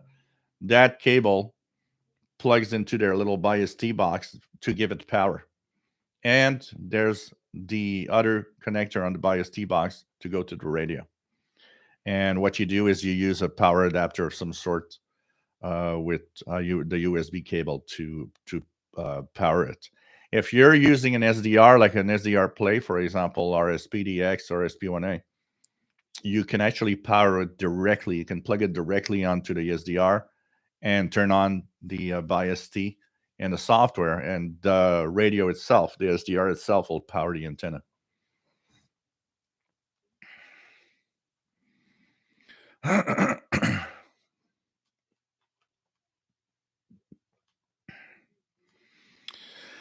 Dan, I just want to say thanks on the review of the ATS-25. I purchased one and liking it so far. It's definitely nice and fun to play with, honestly. Aerial imaging. I think you'll find that people that are interested in radio are generally hobby-oriented people. I bet most people here don't only have interest in radio. Yeah, definitely. Two Broke Tim, smartphone makes radio obsolete. Absolutely not. Absolutely not. Because smartphone can stop working at any time. And in times of emergencies, or, ask somebody in Ukraine if their smartphone is really, really useful. Once the Russians get in and stop, they stop everything from working. And you're going to see that radio is far from obsolete. And even here, radio is, smartphones don't make radio obsolete. It's a different thing. It's definitely a different thing. And the coverage of smartphones is so narrow. Once you get out of the road and you're in the middle of the woods, you're going to see your smartphone is not very useful suddenly. So I don't agree with that. John Hummel Newell, VA5, JHN 15580 coming in to Northeast Saskatchewan. Francis Moore, which is the best Texan to buy right now? Depends on the money you have to spend, but Texan H501X or Texan PL990 are amazing. Texan PL880 is, in my opinion, probably as good as a 990, except for a few differences.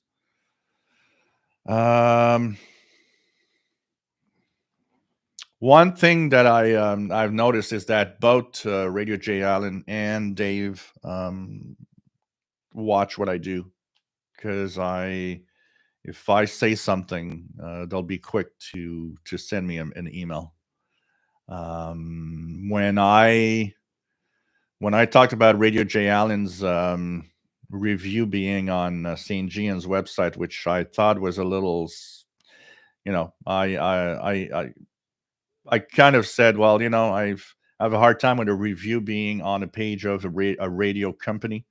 And he immediately told me, well, I didn't do that. It's like I don't have an affiliation or anything, and it's just fine. I mean, it's not because you are that. I just gave my opinion of what I thought, but obviously it's not because you are on the page of a radio manufacturer with a review. It's like if Texan would use one of my videos as a review on their web page. First of all, I hope they would ask permission, but it doesn't mean that in any way that review is skewed and not correct. It's just a curiosity. I was kind of curious as to why that was there. That's all. And I guess it would be the same if I'd go to a Texan Australia page and they have a video, RJ88 Dakota, not really. Just tried to listen to radio on my phone and found the site still goes down a lot. Aerial imaging. Thunderbird is like Bob Ross of YouTube radio reviews. I watch him very often before bed. He doesn't really find too much fault with many radios he covers, which seems sort of strange. Yeah, it's very superficial review. And that's why I don't really watch Thunderbirds much, because for me, it's not what I, like. It's fun if you go and watch. I do have one rant against Thunderbirds is that um, I had the impression, because he came here a few times a long time ago, and I had the impression that he simply came here for one reason, to try to boost up his views at the beginning, and then disappeared and never came back. I have no problem with YouTube videos. I tell you guys all the time, I have no problem with anybody talking about their YouTube channel. I'm not in a competition here. I have a problem more with somebody that will be using me for a purpose and then disappear and never come back again because they just don't care. They had what they came for. That I have a problem with, because I don't do that to no one. I don't go to other channels and start, posting and doing stuff to boost up my views from other channels that do radio stuff. I think that's kind of a cheap shot of YouTubing, and I don't need that anyways. But that's my opinion. Once again, Florin, where's the cat? He's sleeping. He's sleeping. Yeah, I'm Rad Tom Styles in Florida. I'm Rad 88, which is a nice place. We all have our way of doing stuff, and that's fine. I mean.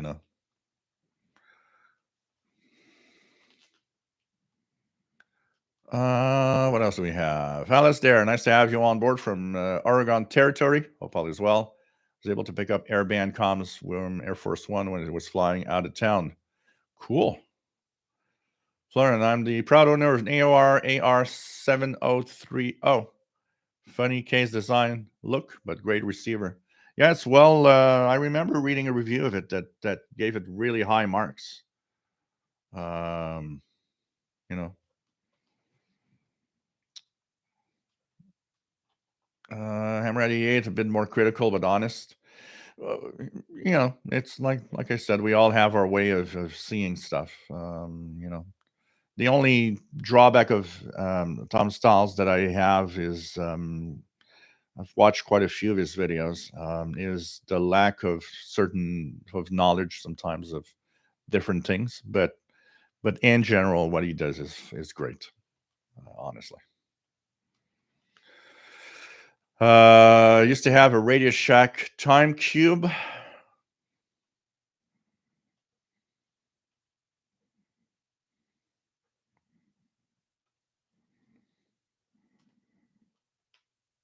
Yeah, Greg, we're gonna do that on the ham radio, amateur radio channel, the other channel I have.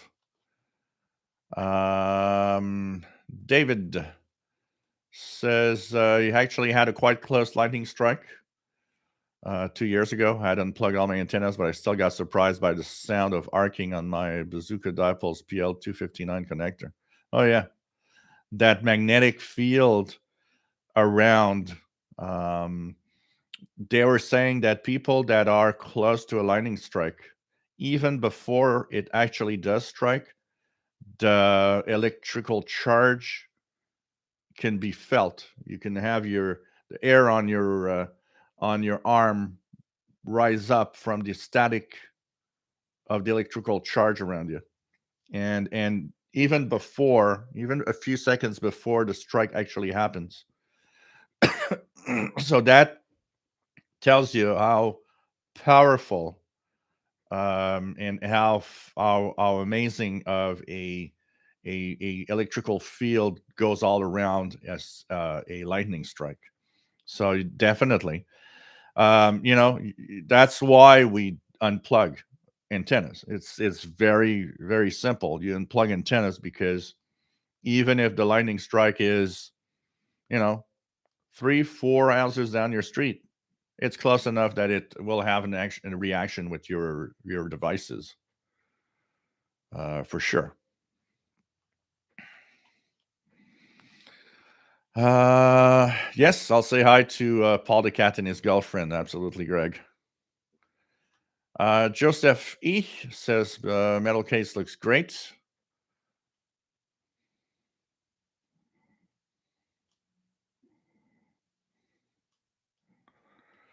King and DXer could pick up NOAA signal on 1610 with a good antenna on his dad's 99 JEF's ICOM IC706. Brian Penny, nice to have you here from Cape Cod, Massachusetts.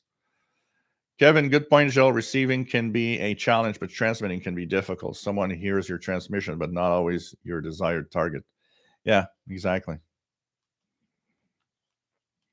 Kamangsy 76, nice to have you here from West Michigan.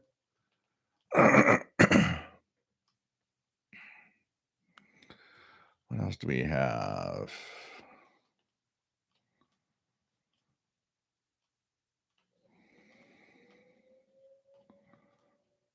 CB radio, as so in the US, the FM is now a thing.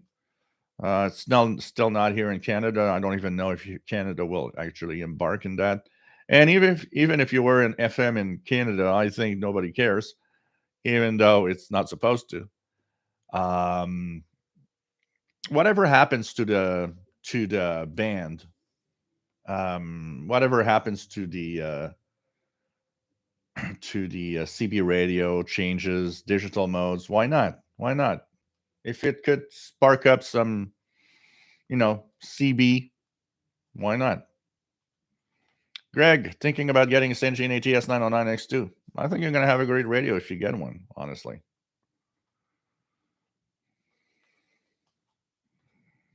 357 Bullfrog. Nice to have you here from Kentucky. Urban Exploration Mexico. Wonder how good would be one of those large old telescopic walkie-talkie CB antenna with a coil in the middle for the county com. Well, they are tuned for higher frequency range. So an antenna like that would probably give it excellent reception around the CB band or above 20 megahertz probably, but would quickly lose its performance. Then again, telescopics on these radios are not that long, so it'd be interesting. Definitely be interesting to check it out. Daniel Marc Leblanc, based on the current world situation, do you think a shortwave could make a comeback? A few years back, they dismantled a major national shortwave installation in Sackville for Radio Canada International. I don't think we can call what's happening a comeback, but I think what we can definitely say about what's happening now is that it's a wake-up call, and it's going to prevent, maybe without having a comeback, it's going to prevent many stations from that might have been thinking of dismantling their shortwave to rethink that decision, because they're going to say, you know what, it's useful to have it in these times. I often mention how many countries that have dismantled there are no more broadcasts have not dismantled their transmitter sites. They're still working. Bulgaria, an example. Bulgaria has its transmitter site. They're not broadcasting anymore, but they are renting some airtime here and there. And every transmitter seems to be in good working order. They're keeping that up. That for me tells me that somebody there is saying, you know what? Let's keep some of those alive. Look at US broadcasters. I say it from time to time, and I know it sounds a little conspiracy theory, but how can WRMI, WWCR, WTWW, even WBCQ maintains their operations? They rent stuff like Brother Stare and What You Want, but when you look at the prices they're asking for, I have a hard time thinking these guys can really make money, honestly. Just an example that is one particularly that surprises me. Well, two of them. WTWW, first of all, they do have some preachers on, but they don't have Brother Stare. And a lot of their broadcast is music, just music. They ain't making money with playing music for 6 hours. Um, Somebody has to pay for the transmitter and for the electricity and all of that and the repairs, the maintenance.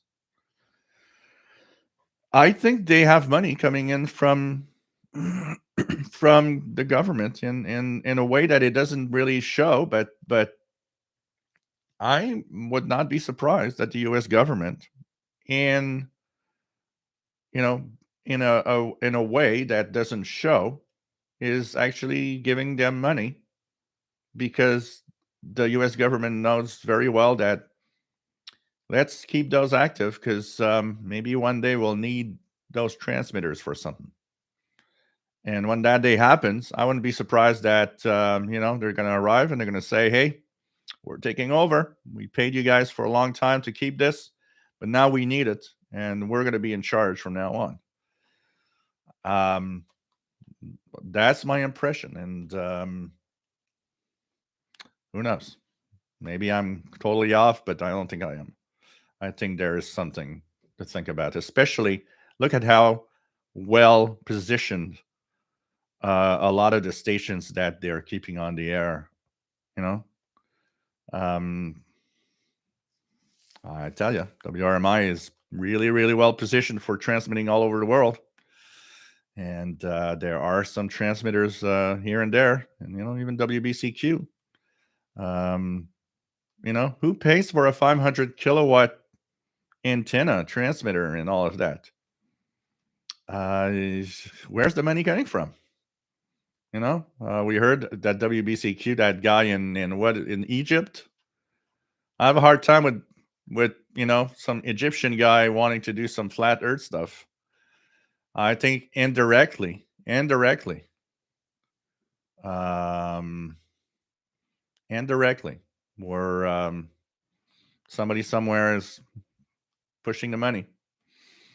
So I think that it's not a comeback, but I think that it's a wake up call that what's left needs to be maintained as much as possible, and transmitter sites need to be available in case.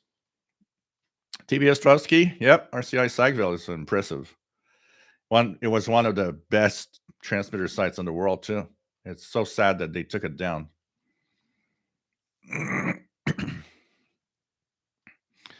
I personally think that what's going to happen with shortwave is mostly that we're going to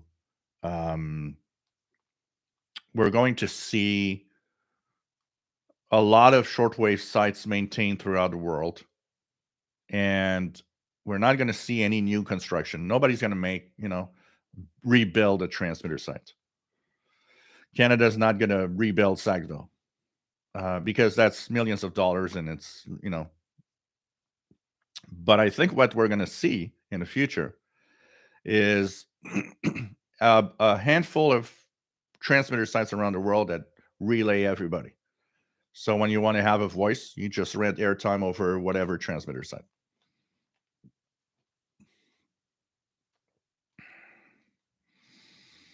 Mike Jam, nice to have you here. Mary, nice to have you on board. Canadian here. Please help us get RCI shortwave back on the air. We have great marshy sites grounds in Cape Breton Island. They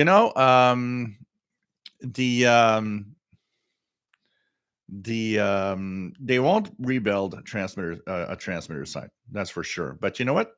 RCI could be back on the air. There's actually been, I think it's Sheldon Harvey, which is very active and talked a lot about it. There's actually there would be a great idea why don't you do Radio Canada International and relay it via WRMI? Inexpensive. Canada's back on the air. Why not?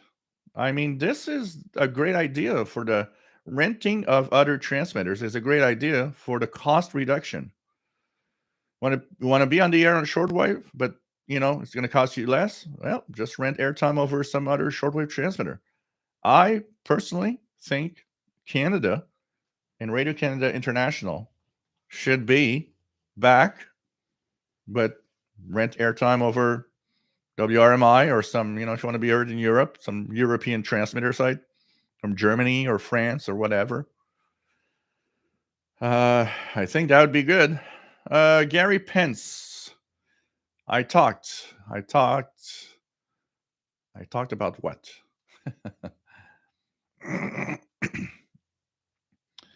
RJ Dakota, remember when these phones were new technology? We would go out of town and everyone's phone would go down, but my Virgin Mobile would still work. David, even here in Spain, I've been to some areas in the mountains which cell signals simply couldn't penetrate. Yet lower frequency radio, not only HF, but even VHF FM broadcast could still be copied. Oh yeah, and it's from everywhere. Coverage is very narrow. They put the coverage where people are. Get out of that, go in the forest, go hike, go whatever on a lake. You're going to lose that coverage real fast. Matt, MDK2 in Denver, Colorado. Nice to have you on board. To give you an idea where my dad made his shack up north, it's surrounded by mountains, and it's a very isolated place. Even today, that the smartphones don't work there.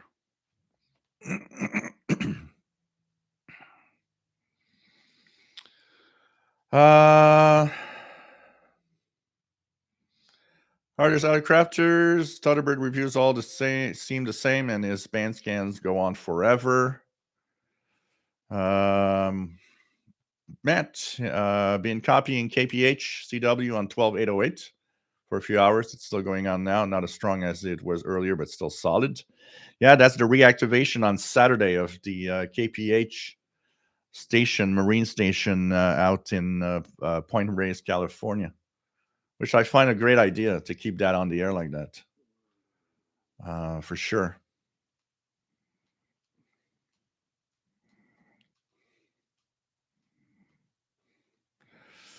What else do we have? Let me go down. Let's try to catch up a little bit here.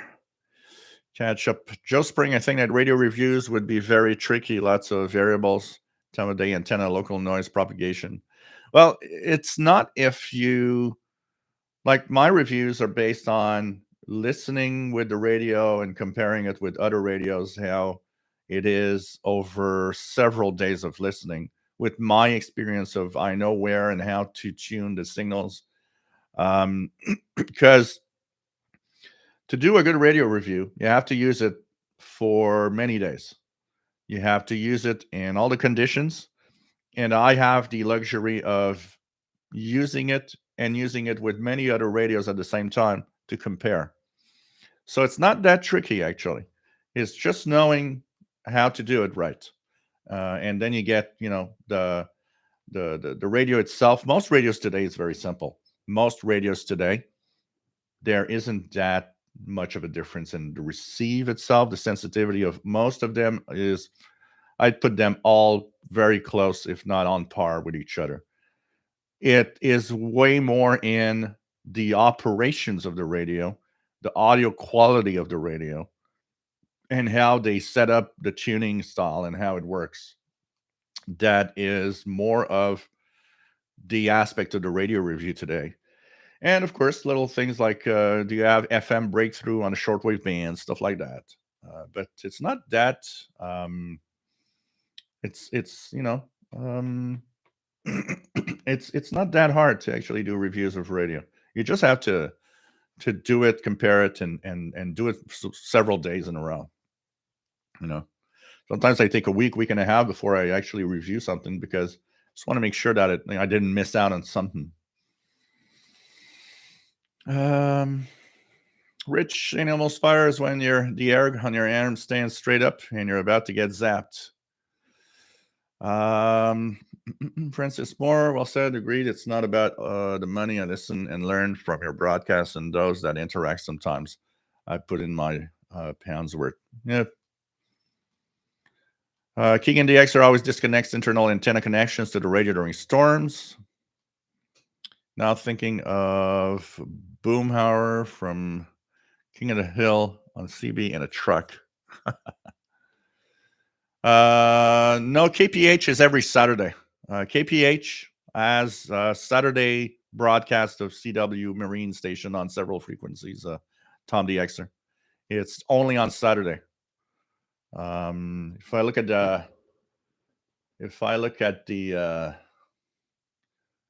oops, let me just try to get in here a little more.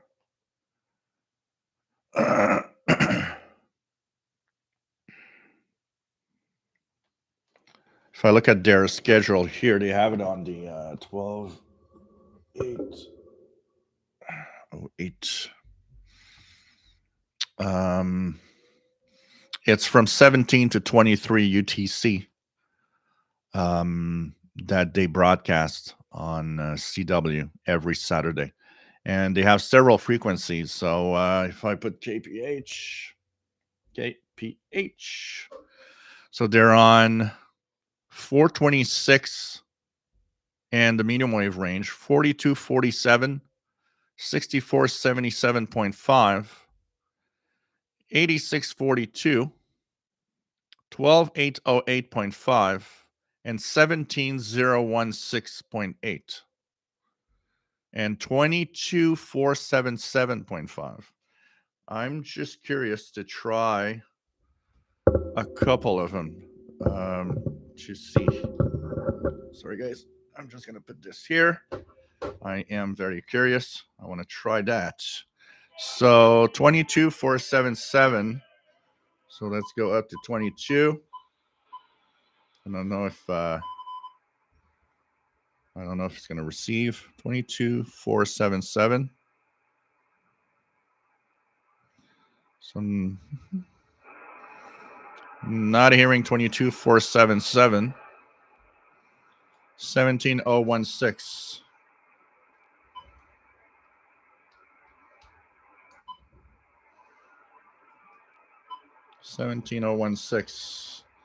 Am I going to hear that one? Trying to Kenwood here. Yeah.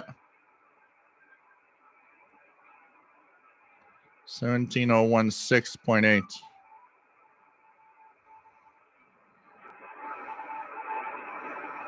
I'm hearing 17016.8.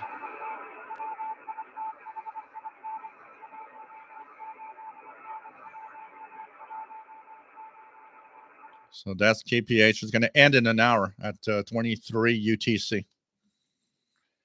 So every Saturday. Kayla says, I'd love to have a Marconi of the era of the RMS Titanic. Oh, man. Robert Cross getting China radio. I'm probably on 7445, I would guess. Dean Hintz, nice to have you on board. Just passed technician's exam for amateur radio. Congratulations. RJDA Dakota, WTWW also has transmitters, plays music. Transmitter 3 plays music on the internet, on internet radio 24/7. Levy Nathan, nice to have you on board from Israel. Sanjian 909X2 depend the firmware version. The first ones are really bad in SSB. I have 2 versions of firmware. Yeah, but I have the first version of firmware, and SSB is great. I think it doesn't have to do with the firmware for the SSB. I think it has to do, and we've talked about it a lot when it came out, manufacturing, like quality control problems. They're not all good because some have bad SSB and have the latest firmware on them. I think it's bad quality control, not the firmware that's the problem.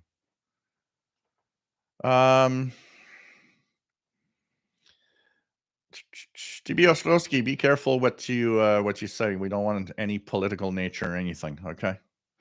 Mary, BBC World Service may be rethinking the importance of shortwave. Time to promote how sophisticated shortwave technology is truly elegant since the ionosphere is missile proof. Yep. Definitely. Greg, when a CB has SSB, do you have to have a license? Nope. CB is do you have no license for CB radio, whether it has SSB or not on it. Mad Max 2069, and I hook up a cheap CB antenna to many shortwave receivers when I'm tuning in around the CB bands. BT Radio show, I think the funnels died on the 10 Tech Corsair, now putting out 0 watts. Oh, really? That's kind of sad. That's kind of sad.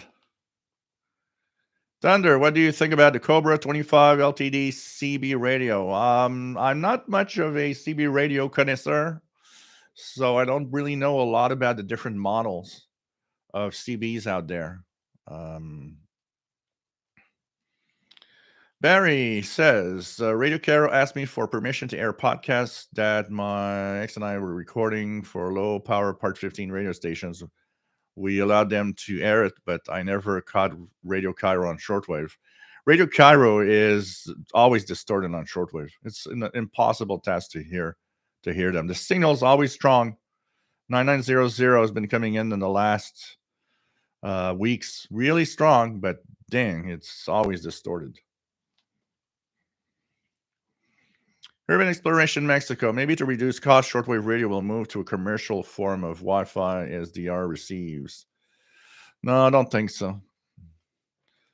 I think it's going to be. Radios are out there. I think what's going to happen mostly is that they're going to rent airtime over different places. Mary says, sadly, you're correct. Yet it would be amazing to see Canada with no-tel power on our side. Yeah. Michael, nice to have you on board. Joe Spring, shortwave radio is almost like Facebook. If you can buy the time, WBCQ is a good example. Yeah, WBCQ particularly lets you say pretty much a lot of stuff.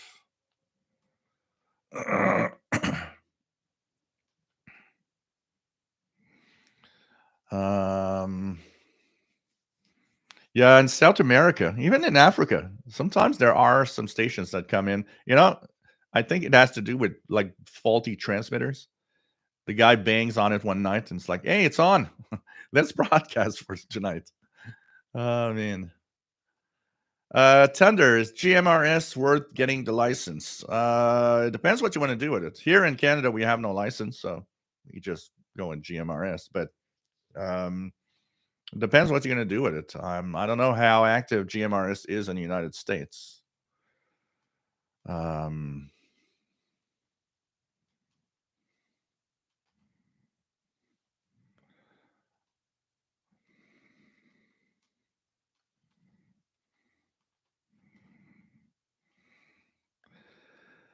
David, I have a feeling shortwave broadcasting will move to a similar model to that of space, same as NASA buying SpaceX seats to bring their astronauts on the ISS. The big public international stations will rent airtime off companies such as WRMI. Yeah, I think that it is. I think that it is. What's going to happen? Also, that if you want to have a voice, you'll rent it from someone else. TFP Taloa says, I use CC Pocket as my weather radio with alert on for bad weather. Cool. Chris Powell, good afternoon from Minneapolis, AE0IY. Nice to have you here. Archers, other crafters would love to see Radio Canada make a comeback, even if they relayed the CBC domestic service. So it's cool. I think a lot of people would like that. Michael, love your videos on the Panasonic. Thanks. Steven Ostowski, would it be great to see RCI again, but they seem to be letting it die out by not funding the service effectively. It's exactly what's happening.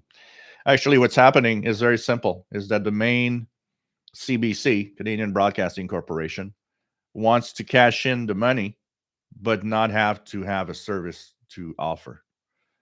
Even the online service is being deeply deprecated and shoved so deep on the CBC website that nobody even knows it exists anymore.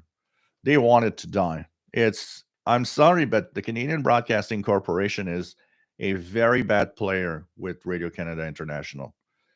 When Radio Canada International was actually part of their own service now, the first thing they wanted is, I want the money. I don't want to have that Radio Canada International thing.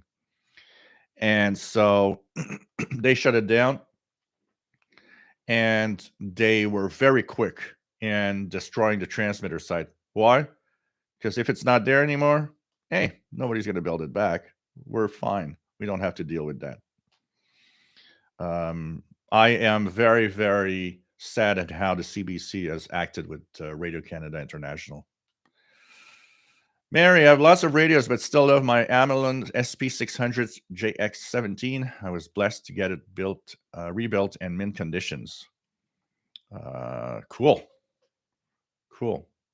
Whatever radio you have, honestly, is fine. And the importance is to have fun. Joe Spring says, yes, Joe, and that is why your reviews are so good. I wonder if other reviewers take the same care that you do. The other thing also, it's not just the care, but it's also the knowledge. Having a good knowledge of your shortwave radio and how features work on a radio, so that you can actually notice that one feature on that, like single sideband on that radio is crappy to tune around compared to the ACE radio, and so on. There's, it's all that goes with all the knowledge around it, and the knowledge of using the radio itself. What was the last year they made a Panasonic shortwave radio? Actually, not that long ago, and I'm not sure if does the Panasonic RF3, what is it, 362D still exist? Panasonic shortwave radio, RF62, the 362. Yeah, they sell it on Amazon. Panasonic RF 562D, 562D, and it's still made by Panasonic. It's still, apparently here it's still made. So Panasonic still does, but it's a cheap analog style radio that I do have here. I would have to find it. It's probably still in one of the boxes. I need to bring it out and make a few. It's not that great of a radio, honestly, but it has the retro look and the chrome feel. It's sold for $67.47 Canadian plus $10 for import fees because it comes from the US. So it would be 77 Canadian dollars for it. If I would order it, it says that it would arrive May the 3rd. So, yeah, it seems that model is still made by Panasonic, but that's pretty much the only thing. Matt, I have KPH on 22477.5, but it's much stronger at 12808.5 for me. Got it at 1701 6.82. Pretty good there. Cool.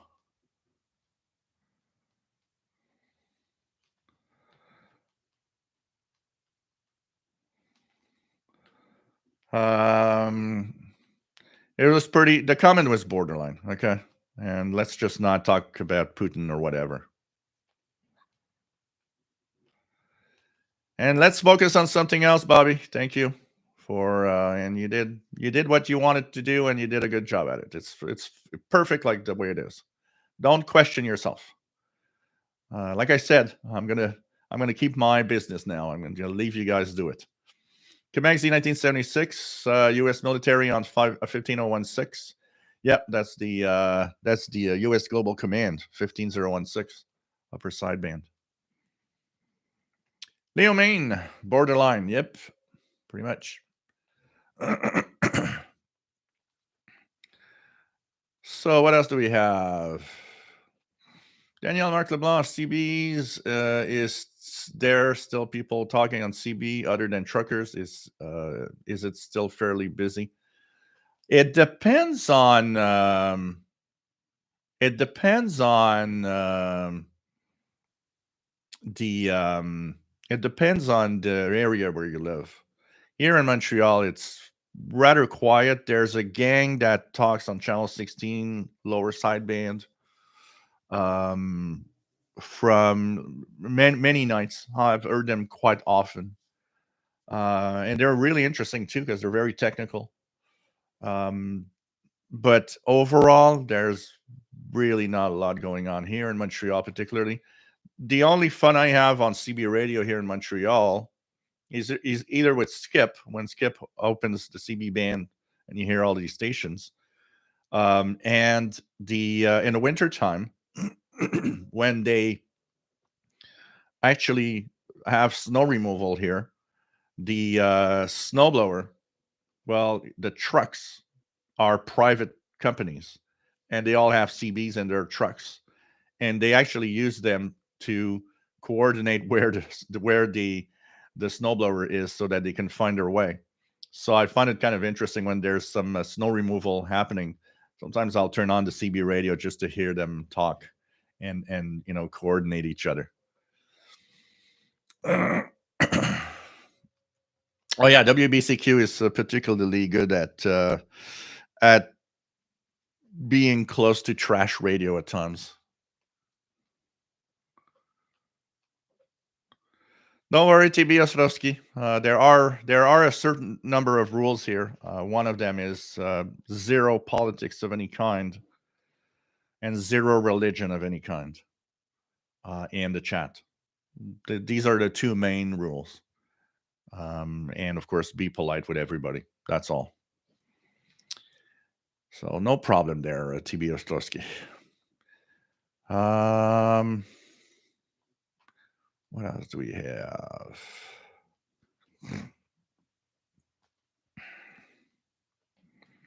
What else do we have? Let me just try to catch up here.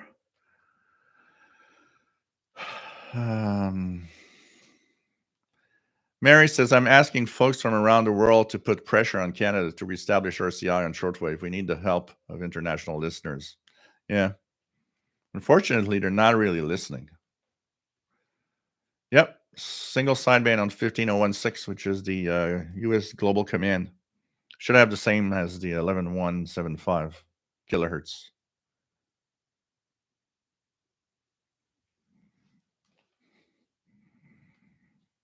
Landy Quadrski, I hope you're doing good. Yes. Rickshaw Jack just bought a Xiegu 6100. Looking forward to some late nights. Hear a lot of good things about those. So I think you're going to have a lot of fun. See you Wednesday, Greg. Take care. George, haven't been able to receive RCI and I'm in Mexico. If you're talking of Radio Canada International, it's they've been gone for years from shortwave. What else do we have? Take care, Leo. Stay safe. Mary, appreciate your history lesson concerning CBC and its record with RCI. It is very sad. And RCI should be part of Canadian Foreign Affairs and separate from CBC. That's what it was for a long time. For a long time, the budget for Radio Canada International was from the Foreign Affairs and actually was written into law that we had to have an international service. But what happened, and that's where everything deteriorated, is when they decided, well, let's move RCI to CBC. And that's where everything went bad real quickly. It should never have happened, honestly.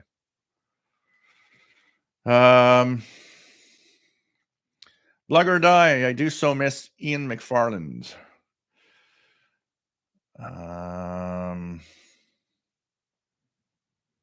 RJ Dakota, I thought I saw a throwback style 4-band radio by Panasonic. Yep, it is. It is like it looks like an old style shortwave. Artist out of Crafters. Tom Styles is a nice guy, but the problem is he has too many radios and doesn't even know what he has. So when he reviews a radio, it may be one hell hasn't turned on in years. It's like he hoards them. I know that he has a lot because I constantly see a lot of stuff.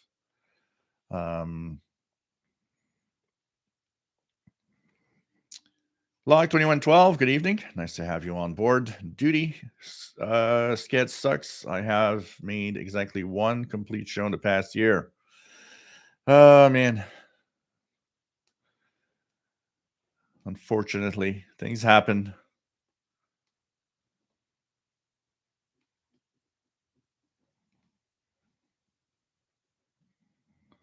What else do we have? Anything else here? Anything here? Dave Conti, the latest version of the Panasonic 562 is a DSP radio. Is very difficult to tune and uses a filter that a woman eats both static and weak signals. I have that radio, the 562D, and it is a DSP radio, definitely. I have it here. I should take it out and make videos again with it. It's been a long time. I've never been very impressed with it, honestly. And the tuning gets real stiff over the years. I've noticed it gets more and more difficult to tune around. Yeah, so sad. Like 2112, no problem. Unfortunately, it does happen. Zen Pharaoh's only maritime weather I get at the moment is, oddly enough, Chesapeake, Coast Guard 8764. Chris A, nice to have you here. Vinny, nice to have you on board from Texas. Greg, thinking about getting the Texan PL660 with SSB. That's a great radio. You'll have fun with that. And the bonus doesn't mute. Then Mark LeBlanc, does anyone know if Radio France International rotatable curtain antenna site is still around? I saw that antenna station back in the late 80s. Yep. The Issoudun transmitter site, still active. Radio France is still on the air in French and many other languages. I listen to Radio France regularly in the French language. 11995 is one of their frequencies in the afternoon. That often is good. 13740 also. Now with the higher solar activity, even their high frequencies like 15300, the other day 17850 was interfering with Spain on 17855. It was so strong. So yep, and there's a lot of stations actually renting airtime over the transmitter side. The NHK Radio Japan in Japanese in the evening that is so strong here in North America comes from France. It's relayed through the Issoudun transmitter site in France. Barry, I went to a school that had CBs in the buses. They used channel 14. I thought they were insane for using CB. A few years later, they obtained a commercial license. Well, why not? Sunny LM, actually, I still remember a Radio Shack CB, portable walkie-talkies. And on the box, they were showing like two construction guys talking on the field while they're working to coordinate stuff. So it's like they were advertised not only as citizens radio, but they also were kind of advertising them as, well, you need something if you have a business and need to communicate together at in your business. They also were advertising it as that type of radio and at some point. Sunny LM, good morning. Just curious, anyone pick up anything on 27 megahertz and above? I can't pick up anything from Sydney. Yeah, I don't know about the activity on 27 megahertz around your area over there in Australia. 28 megahertz, particularly the 10 meter band with a high solar flux right now. If you tune regularly every day, you should hear some hams. Even in Australia, you should hear maybe some hams coming from that are broadcasting from Southeast Asia and stuff like that, even the different islands around there.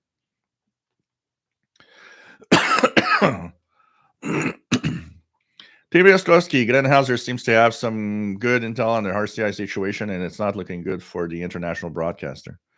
Yeah, well, we have the same feed. Glenn Hauser has the same feed as me and Sheldon Harvey and quite a few. We are following a Facebook group and a Twitter guy that is very close and actually is an used to be a employee at RCI, and he's trying to get RCI back by all sorts of means, sending all sorts of letters and mentioning how, especially like now, Radio Canada International had a Ukrainian service. Imagine how important and good that would have been to have right now, being able to broadcast in Ukrainian to Ukraine. I think that would have been a super thing, and but the CBC doesn't want. The CBC is trying to kill that and kill it to a point where nothing's gonna come back. They just want to have the money and grab the money that went to the external service and use it for their own domestic broadcast. Like 2012, her TAH, the Turkish Marine Station. Absolutely, that's nice. And if you try a little higher at 80, or a little lower, sorry, I think it's 80. Trying to remember, 84, or it says higher or lower, and around there you'll hear. I think it's 8434. You'll hear SVO Greece if you're lucky, also.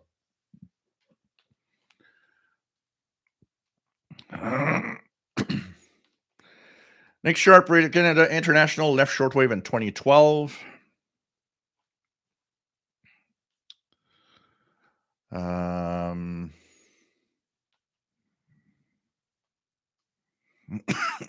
Sorry. What do you have? Mary, Tom is like an old granddad, and I like him for that. I have to sign off now, but we'll be back. Keep your excellent work. Thank you, Mary. Oh, yeah. It does have that granddad feel to his video, and it's fine. I mean, what he does is nice. I mean, I got nothing against Tom. Joe Spring, I met a lady that is interested in Romanian folk music, tuned into Radio Romania, and she was blown away. She purchased a Texan PL660. Wow, cool. That is cool. What else do we have?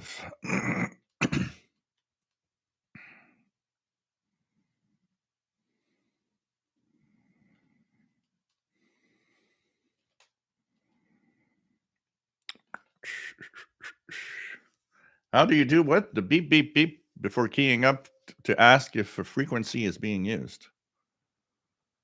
I don't. You mean because there's Morse code stuff, but some radios are you talking about the radios making beep when you're tuning them on the keypad, or? Sunfarrows, Gander, only 3485 missing. Francis Moore got my other used library book, The Sun's Art Beat. So much info and big article about the Carrington event. The flare punched a hole through the magnetic field and fried the telegraph systems in Canada. Yep. Chris Powell here in Gander, Newfoundland, 13270.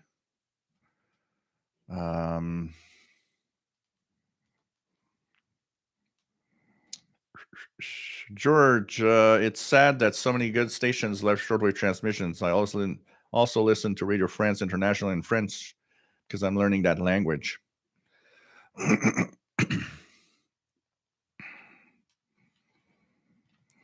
Finished. Saw your reviews on a PL990 and purchased one yesterday. Can't find the PL990X here, so had to go for the 990. Well, same radio. It's gonna be okay. It's gonna be okay. The only thing that I would say to be careful when you purchase one of these radios is to make sure you have the latest firmware versions and ask the seller for that it has the latest firmware.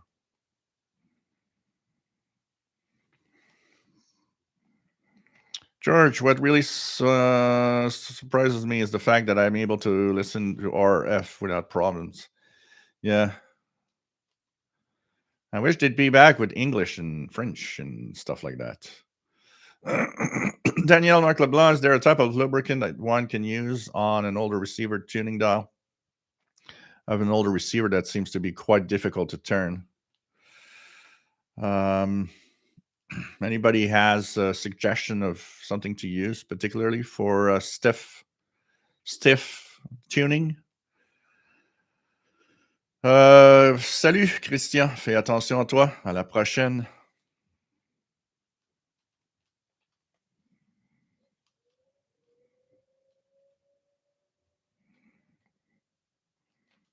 Take care, T.B. Ostrowski. See you soon.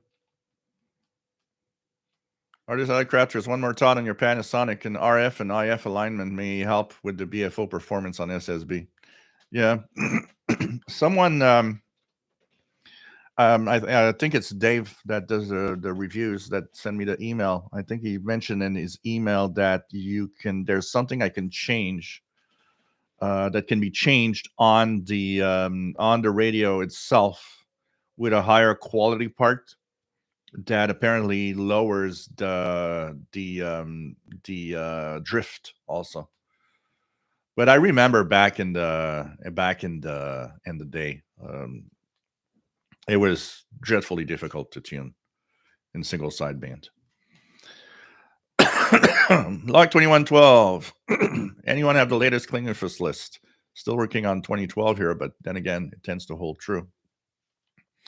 The Klingelfuss, utility stations, most of them pretty much all on the same frequencies all the time. If you have a 2012, which is 10 years old, what's mostly going to happen is that there are some that might have disappeared from that aren't there anymore. I looked at the Klingelfuss, but it is so darn expensive that it kind of turns me off.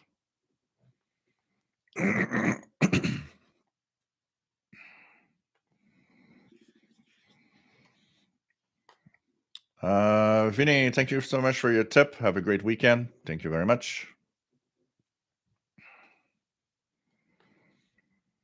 George, I would like to get the Texan PL880, but what's the latest firmware? I don't know because I don't have one, but if anybody can maybe help our friend here and what's the latest firmware for the PL880?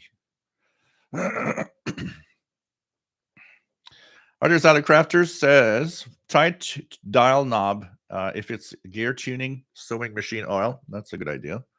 If it has a dial string, replacing the string may help, although it's not for the faint of heart to do. Yeah, replacing strings on some radios is a hell of a puzzle sometimes. Can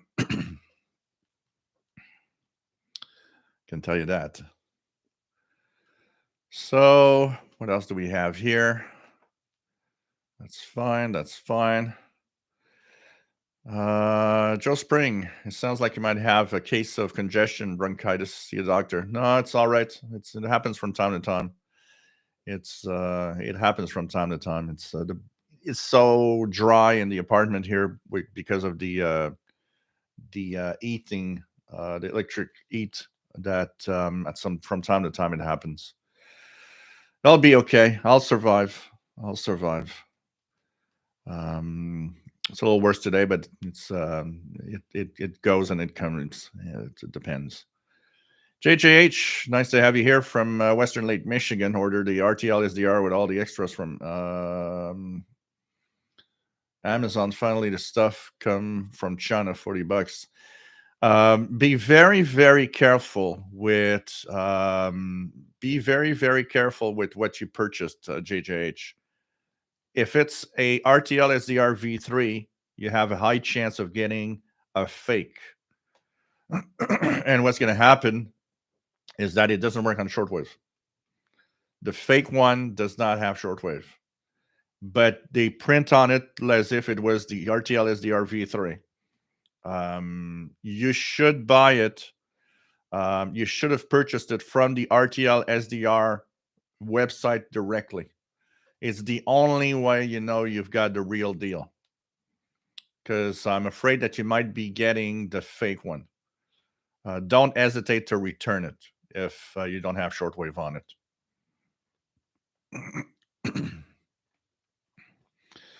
David says, not exactly sure the latest 880 firmware number, but it has been stable for at least 10 years. If you buy the rig brand new, you're pretty guaranteed. Yeah, that's why that's pretty much what I think also.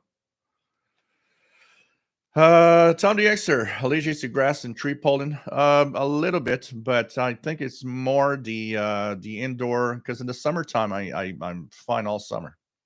It's really a thing that comes back in the winter with the very dry air inside the apartment. But as we get into warmer weather and I open the doors and the windows, it's going to go away. It's like that every year. WF7I Ombro. Good evening, Joel and group. From a suddenly not hot, muggy Virginia. I replaced the DX100 dial cord, and yes, it was like your Rubik's Cube. Very challenging. Oh, yeah, some radios is. I mean, it's crazy when you think about it. The complexity of these dial strings and all the way that they pass through different, gears, and it's like you got to do 4 turns here and 3 turns there, and it's like, dang, it's complicated. Michael W, nice to have you here from Melbourne.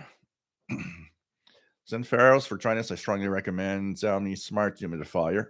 Very low power draw, low maintenance, no ongoing consumables. Okay. Maybe I should check that out for sure. I also was thinking of having some kind of humidifier for another reason. Is that because it's very dry, you zap yourself everywhere. So, if I sit on the bed, pet Paul the cat, I zap Paul. And of course, I always think after that if I touch a radio without thinking, I could zap the radio. So for that reason also, I think a humidifier would be good. Take care, Francis. See you Wednesday.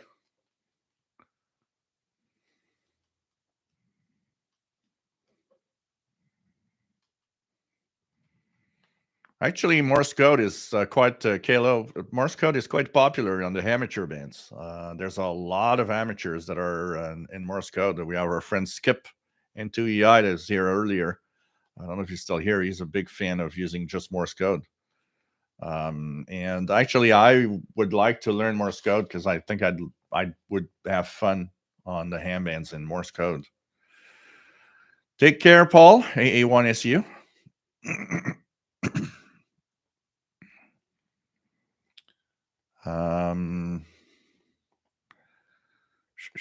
Daniel Marc Leblanc, you're right. The Russian time signal I thought I was hearing yesterday evening was actually Hawaii.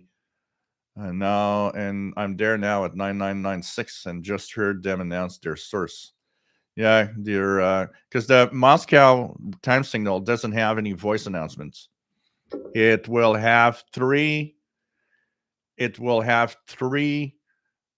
Types of tones. One is a constant tone.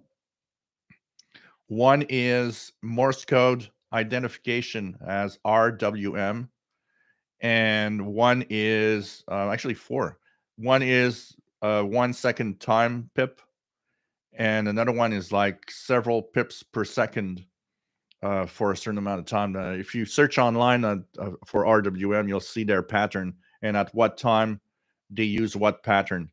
And this is how you really get it. The best also to tune, if you don't have CW on your radio, tune 9997, but tune it lower sideband so that you're moving away from WWV and you know that you're not going to hear what's on the 10 megahertz frequency. Because sometimes when the filters are very wide, you'll hear WWV on 9996 more than anything else. Sunny Lem, does anyone here have a Sony ICF Shortwave 55? I keep getting the cal on display and turn off by itself. Huh.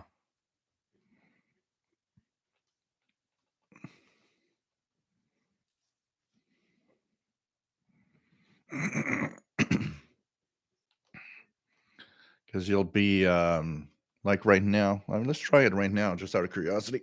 I'm going to go to. So that's 17016 kph is still there. Let's go to 9996, which would be maybe a possibility at this time. Am I hearing 9996?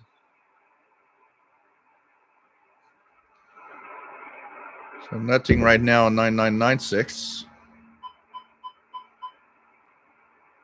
Nor on 14996. But it's usually comes in quite well here from time to time. Especially us on the East Coast, we have an easier receive from RWM. And by the way, the QSL, Mark, take care. God bless. Stay safe. And always nice to have you here, my friend. So, hey, guys, I'm going to say 73 for today, as I am losing my voice slowly. And I think I'm going to cough more and more as I continue talking tonight. So take it easy. Jay Kern says, I seem to remember you saying that you provided procedure to tune the PL990X for 0 beat. Is it easy to find? I got it on the channel. Just search for calibration in the videos. You'll see the PL990 calibration. And all you have to do is very simple, is to use WWV if possible. And just make sure that in upper sideband, it sounds exactly the same as when you're on AM mode in the tone. Once that is on the fine tune, you press the USB button and you hold it until the display flashes twice. And that's going to actually create the offset, which means that the PL990 will be on frequency for everything you listen to on a single sideband. Remember that if you want to be precise on the frequency display, you should do that every time you want to use the radio. Because when you turn it off and you move it around, it has a tendency to drift off a little bit from the calibration. So when you turn it on, if you think you're going to listen, because if you listen to AM international broadcast bands, it doesn't matter if it's off by 10, 20, 30 hertz. It doesn't matter. Not on AM signals.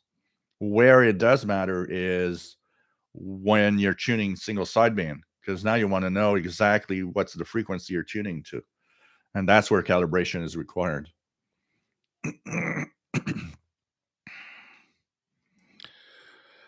So stay safe, everybody. Always nice to have you on board. And what else do we have? 73 VE3 FAL. There's loads of DX on 17 meters today, and waiting for 6 to start opening. Cool. I need to check my ham radio stuff. Put my FT450. I took it off the table in the kitchen because I've invited friends over. But I want to put it back on the table and have it working again. So I haven't made a contact in a few weeks.